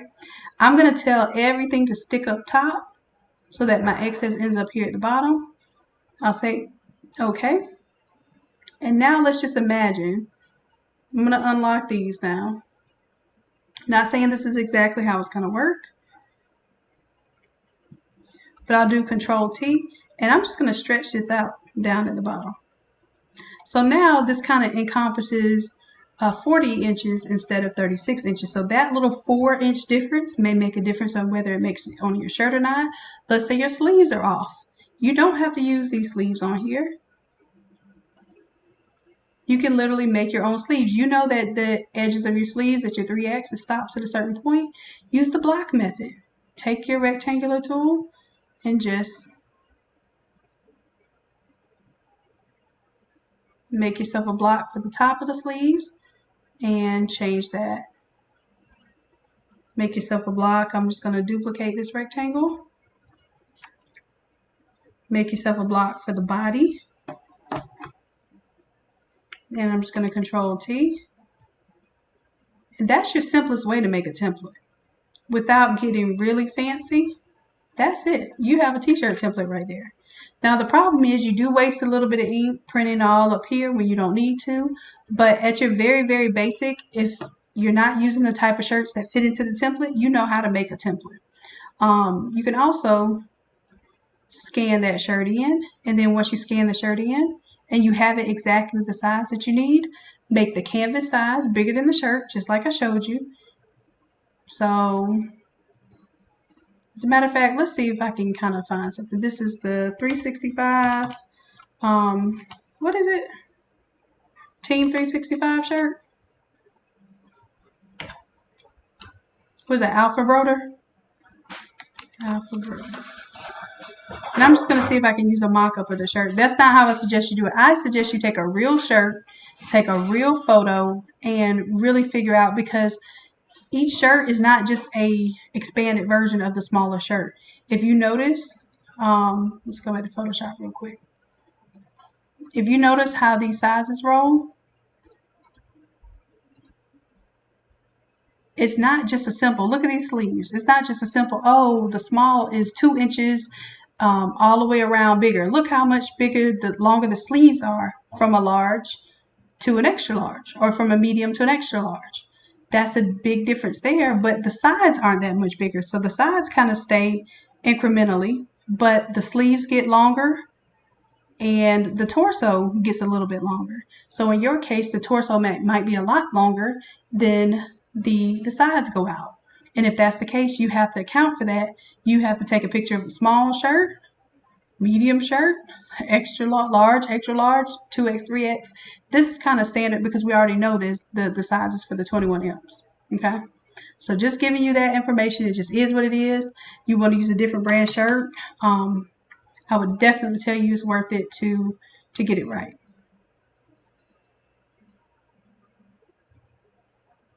All right, so if you use, is this the one you're using? The performance t-shirt? And see, they don't even have it to where, let me see if I can download images.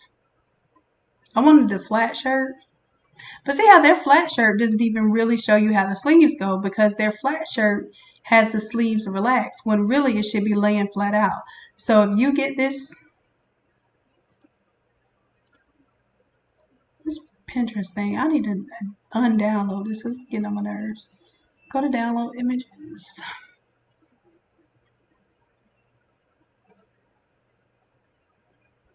So say I'm going to download this. I'll open it up. Okay, let's say that this is your photo. What your photo needs to show is you need to have your sleeves all the way extended out, because of course you aren't going to press it like this, right? So let's pretend like this is it with your sleeves all the way pulled out. You know for a fact, I'm going to go ahead and crop this down. I'm going to clear my 13 by 19. I'm going to crop this exactly to the extents of the shirt. Y'all can tell I miss y'all because I've been on this video quite some time right now. All right, so let's say that is the top to bottom of the shirt. You do a measurement, and Kimberly, you figure out that from the top to bottom of this shirt, it is 40 inches. Then I'm going to go to image size, and I'm going to make this height 40 inches. Now, I changed my resolution to 150 dpi because you really don't need it at 300, and it's going to be a huge file. So the height I'm going to say is 40 inches. It's automatically going to adjust the width. All right, so now I have a true to size. Control 0 zooms me out. I have a true to size image here. But what I need some bleed area around here. So now I'm going to go to image canvas size. I'm going to change it from pixels to inches. And I want to give myself probably about, let's say 3 inches to the top and bottom. So instead of 40, now I'm going to need 46. All right. And then I'm going to tell it to keep everything in the middle. And my width, I'm going to go ahead and give myself 46. All right, now see I have some extra meat on the outside. Let's say this is my exact photo. Then what I would do, if all my area is out here, I'm gonna use that pen tool, that dreaded little pen tool that y'all don't like. That's gonna be your best friend when I finally teach y'all how to use it. I'm gonna take this pen tool. See how Photoshop trying to give you hints on how to use it? And I'm just gonna create like an outline that gives me approximately sorry, I started my coughing up. It's probably my cue to go lay my butt down somewhere. All right, so I'm just basically doing an outline here.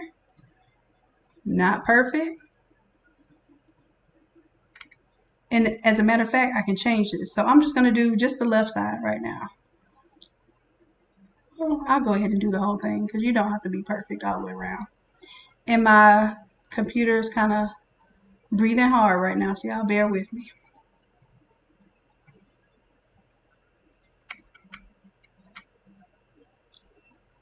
I'm doing clicks to keep my straight angles. Y'all know if I wanted curves, I would click and drag. All right, so this is imperfect. I'm going to go in with my direct select tool. Where is my selection tool?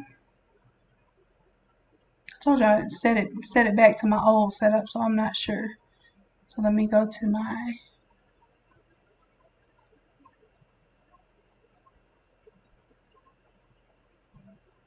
here it goes, select. So there's path selection and direct select. I want my direct select. But where is it? I don't think it's, oh, there it is, duh. So it's right here. I want to go to the direct select. Direct select is going to let me select an individual node, and I can move this around. So like I said, your sleeves are not going to be down like this. I'm pretty positive when you stretch these sleeves out, they'll probably almost be more like the block style.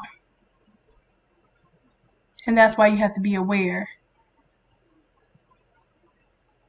So I'm creating my own little template here.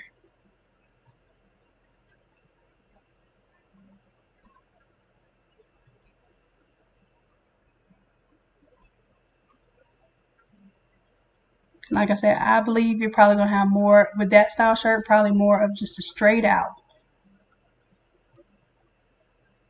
I'm not guaranteeing it, but I'm pretty sure of that.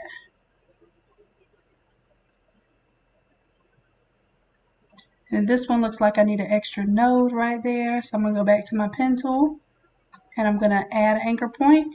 Bam, right there. Then I'm going to move that anchor point with my direct select. And that really should have been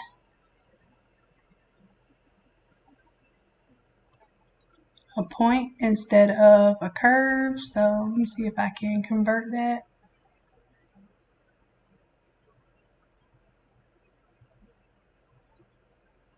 You see, I do alt click and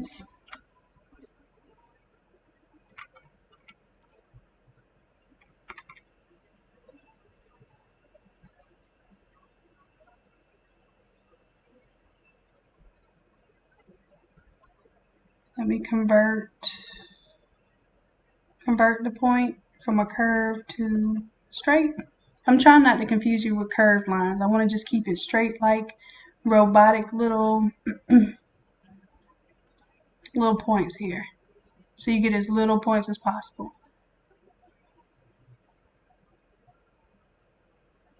But see how I'm imagining these sleeves are probably going to be out to about here.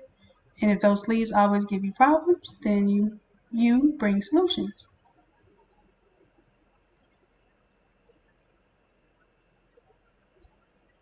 And depending on when you take your picture, if this covers everything, then you might be good. And in this case, I'm going to take what we just created with the pen tool. I'll make it a shape.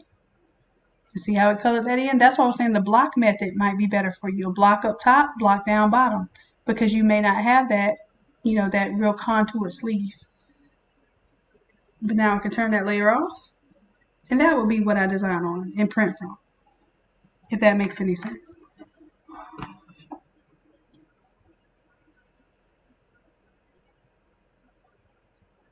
Okay, yeah, that's what it was, the mermaid sweatshirt. So yeah, I showed you all like from the beginning to end how I took that mermaid's well how I took the blank sweatshirt. It was a sport tech sweatshirt. Took a picture of it and then figured out how I wanted to lay it out and make a template from it.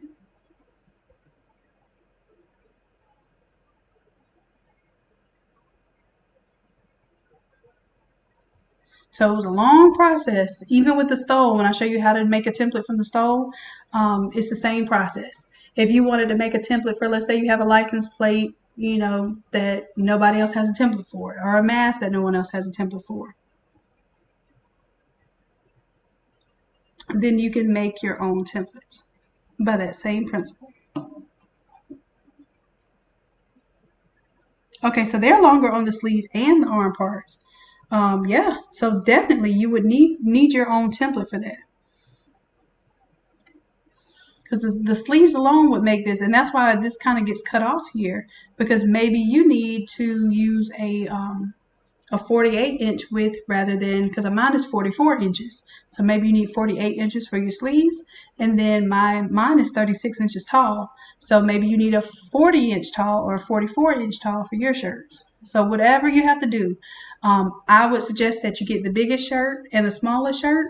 If you don't do all the sizes, get the biggest shirt, get the smallest shirt, take photos, take measurements, and make a template. And then if you need help with that, if you have the photos and the measurements, then you can submit that as a custom project. I don't know if it's going to be worth it to you, but I can create templates for that, but it would be a full-on custom project. So we're looking at somewhere about $60 for that file, but maybe it helps other people too. But I believe that's something that you can do for yourself. I have all the confidence you can do that for yourself. If you need help doing it still, just let me know if you want to do that as a custom project, okay? And it won't look like this. I would actually take my time and make it look like the one we've been working with, okay? But I would need at least the smallest size, which would probably an adult small, and the larger size. I would need you to take the measurement from the very top of the shirt to the bottom of the shirt. Take a measurement from the bottom of the sleeve, wherever you have it stretched out, the bottom of the sleeve to the bottom of the hem. And then I need the sleeve to sleeve ratio too. From the very widest part of the sleeve, so if it's at the top like this, then the widest part would be from here to here. If it is straight up, then you'll go from center to center. So whatever the widest part of the sleeve, the tallest part of the entire shirt, and then I need from the bottom of the hem to the under part of the sleeve. If you give me those measurements and some really good quality pictures, like you have to take the picture from overhead and it has to be flat. Okay. And like I said, that where I tell you to use a board, if you use a straight cut board as your surface, it'll tell me when the image is square and when it's not square.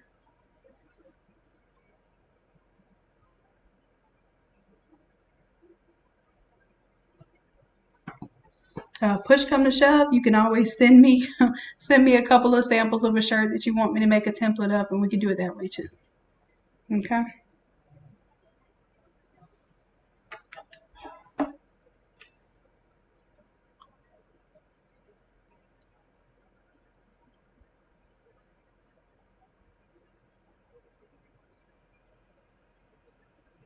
All right. So Kimberly, yes, the block is going to be your best friend, and even if you're using the towel, so Kimberly, if you're using the towel, the auto towel technique to towel for these shirts, you're probably going to have a problem because they are calculating the size based on the 21M and the vapor shirts. So if you need it otherwise, then we definitely would have to do that as a custom order. And I could possibly do the templates to extend the templates to do the 365 style, but it's going to definitely take some time. So I'll need to know exactly which. I guess it'll just be the adult sizes that you would need that done in. So that'll be three different templates that I would need to change out for that. And then you're probably looking at using more sheets of paper with those taller shirts too. All right, loves. Well, I'm running out of juice to my voice. It's starting to kind of die down a little bit. I'll probably let my voice rest a little bit so I can be available for Sunday. And what I'll do for Sunday is I'm going to do a preview of what I expect from you, just like I normally do. So I would like to get better at doing it earlier, but y'all know how I roll. So I'm going to tell you ahead of time what is expected for class, what you need to have prepared, and what we're going to do in class, okay? And then we'll turn this t-shirt design also into the 13 by 19. We'll do that in class using the masking method. So you will get more familiar with that method. And then you can use it for anything. You can print it on a canvas. You can print it on a pillow, anything of that nature. We'll show you how to resize it, okay?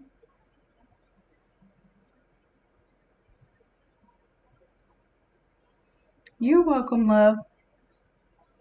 All right, so I'm trying to get back in action. I have some really, really exciting stuff to share with y'all, but I need to get it in place first.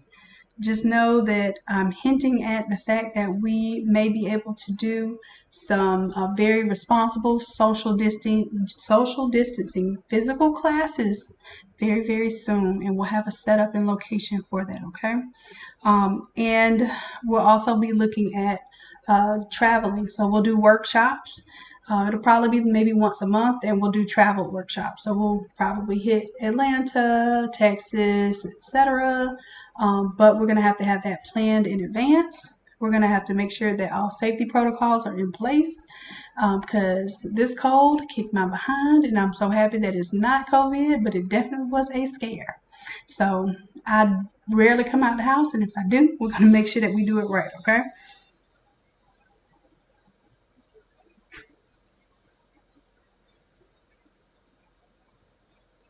All right, I got you. So, Kim, I would suggest if you want to learn how to use a towel, try to get your hands on the 21Ms. I know they're hard to get from Alpha Broder. Um, I have some in stock. I actually had to order them by the cases from Jerseys. So I do have some, and what I'll do is I will post them.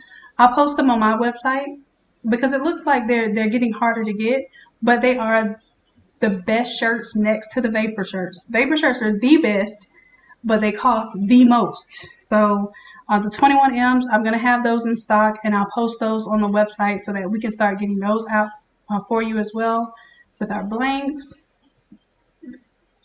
So I did have a little bit of interest. I wasn't sure if I was going to offer shirts, but I do buy them by the caseload, so I may be able to get y'all like the few shirts that you need at a time when you need them.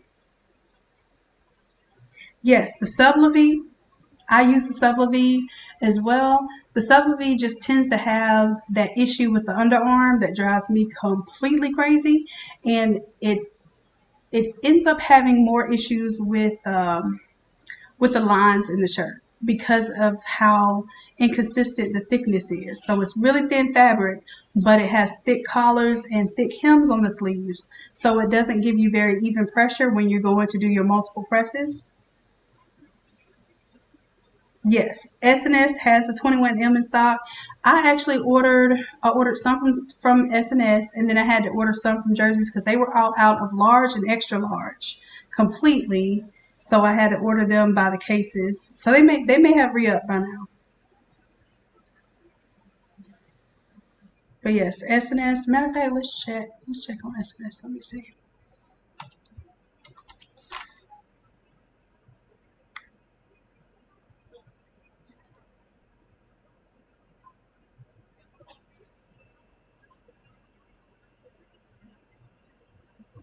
Let's do 21M. Let's see if they got them back in. Let's do white. Okay, so some of them have got back the large and the extra large, so that's good. Before, when I was ordering, oh, a lot of them have the large and extra large now. They get on my nerves. And they're on sale right now for $3.39. So Kim, do me a favor. If you have an SS activewear account, or I think Jiffy Shirts goes through Alpha Broder. So Alpha Broder was definitely running low on them. Sanmar is definitely not.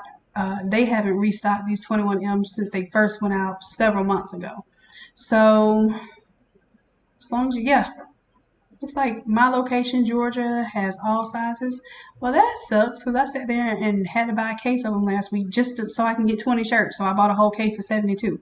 But when you come down here, when you order from jerseys, it's going to require that you buy a minimum of 72. And it's not just a minimum of 72. You have to buy 72 case increments. So you have to do 72 or what's next?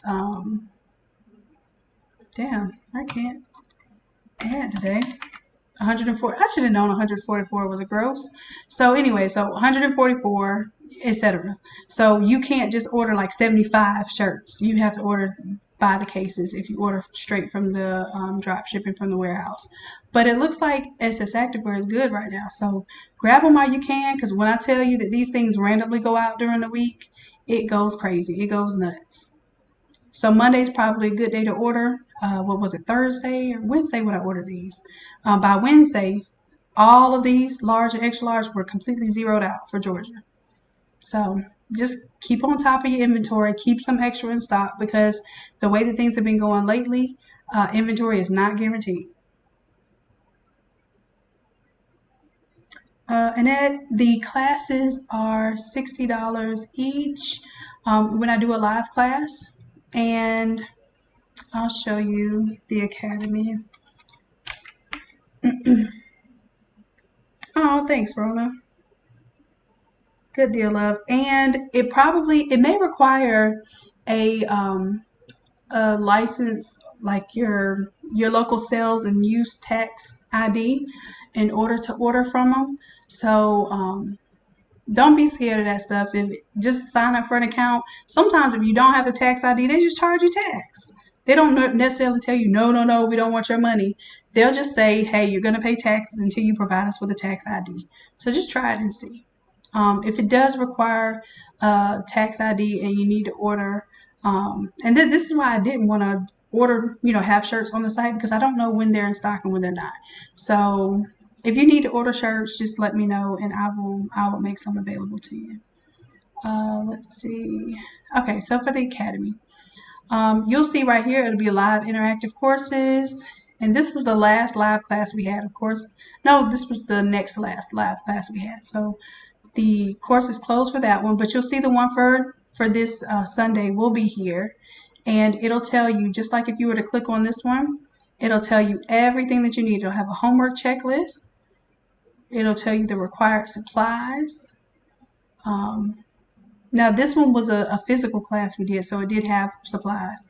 When we do digital classes, the only supply that's required is that you have your Photoshop and that you have Zoom already installed. But all of that is going to be on your checklist. You will see what you need to install prior to class. So if I give you a template to install, if I give you brushes to install, fonts to install, it's your responsibility to do those ahead of time. And it's your responsibility to do the homework. So if I tell you, hey, you need to have, if we're doing the cancer template, you need to have whatever photo ready to go. And it doesn't have to be a photo. It could be a cartoon, the cartoon lady with the boxing gloves on or whatever. Whatever image that you want to use, that's your responsibility to have it ready. And then basically by the time class starts, we're rolling. We're opening up the file, we're editing, we're getting to the nitty gritty of designing. And by the end of class, you have a final design. Okay, so if you need to see what some of the classes look like, we go back to the academy. You can do classes a la carte. So that means you can pay for one class at a time. If you do the $60 membership, you get a $60 coupon that you can use for one class a month. Okay, so let's say if you're not a member yet and you want to become a member, if you do the $60 membership, it is a monthly membership, then you can use your $60 code to join the class for Sunday. Okay, so all of these, and some of these I even take down to, yep. So some of these classes I even took down to $30 just to make it a little more affordable. But most of the time the classes are going to be pre-recorded. They're $50. Live, they're $60. And every now and then I'll take a couple of templates down. Or I might make like one or two templates available on the website, on the main website, just to generate interest in the academy. But if you join the $60 membership, you'll get this one, 101, you'll get 102, 103, and 104 automatically. And then the next week, so 7 days later, you'll get 105. 14 days later, you'll unlock 106. 21 days later, you'll unlock 107, etc. So basically, eventually, you'll unlock all of these levels, and you'll have templates, you'll have resources at your disposal, you'll have practical videos you can go back to and see the students working through them, and not just me on YouTube being perfect and not making mistakes. So you get to see the nitty gritty, and sometimes they're about 3 hours long for the videos, but you get to see what the other students are seeing and what they're working on. Okay.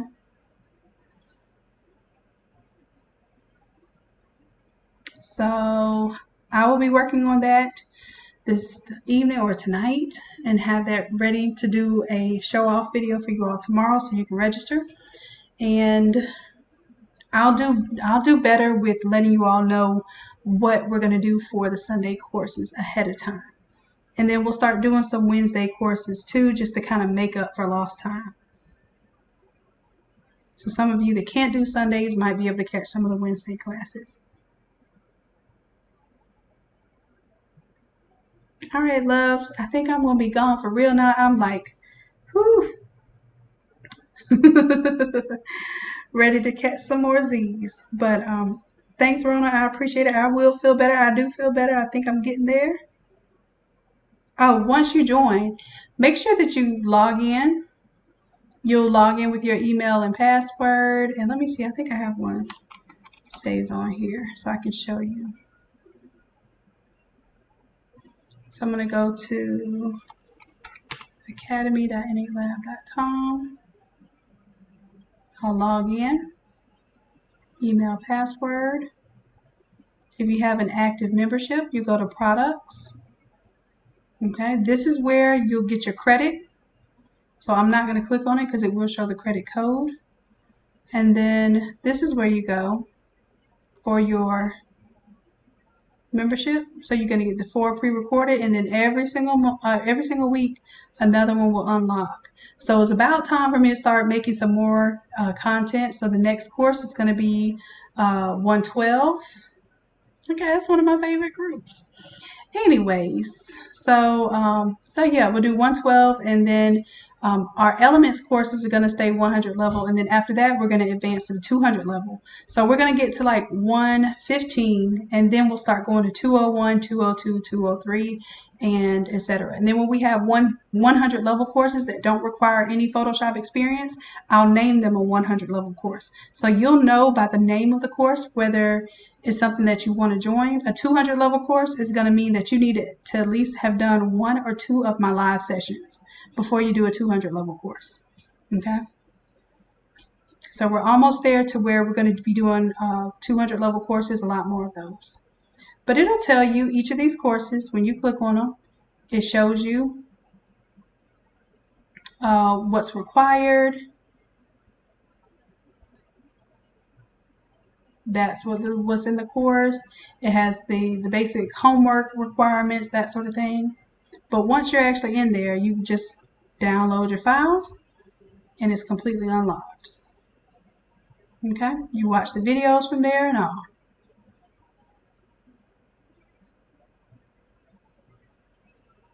Now, if you wanted the slicer, you would have to go, let's go back to the dashboard. And let's go, I'm in my products, so if I want something I haven't bought yet, I have to go to the, wait, I'd still go to products, I just scroll down.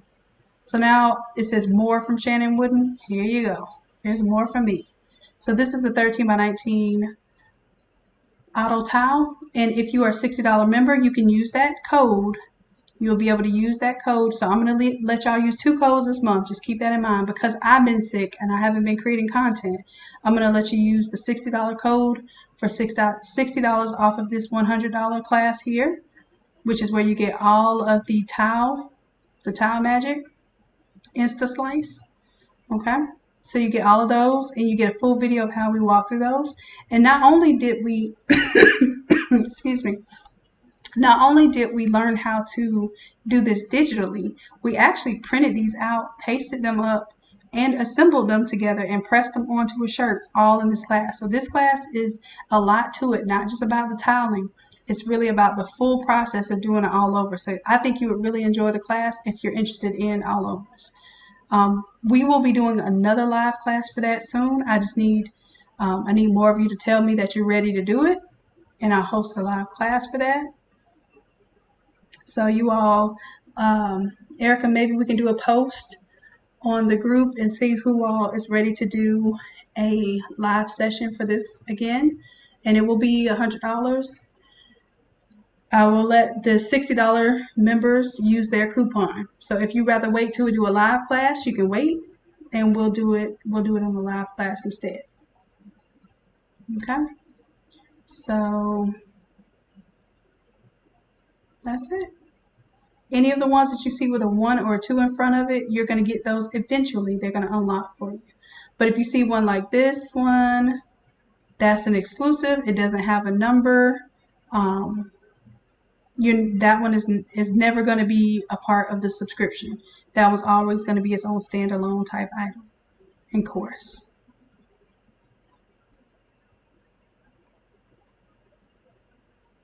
All right.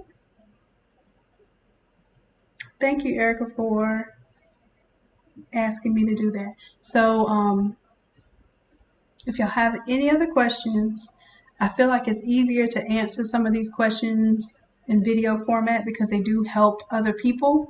Let me know if you're running into any issues that are not answered in the videos that I already recorded for the templates, and I'll make sure that we find a solution for you, okay? All right, listen, matter of fact, I will do a video on which version to do for Photoshop. So Corey, if you're still around, I'll do that one live before I totally check out for the night.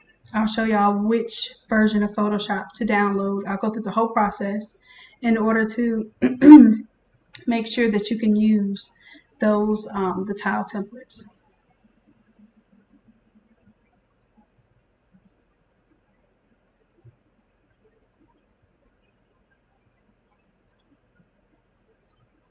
All right, so I'll be on in just a little bit. I'm gonna take a slight break, and I'll probably be on about 15 more minutes to show how to get the proper version of Photoshop that'll work with the auto slice. All right, loves, I will check y'all soon. I appreciate you. I love you and miss you dearly. And just for now, bye.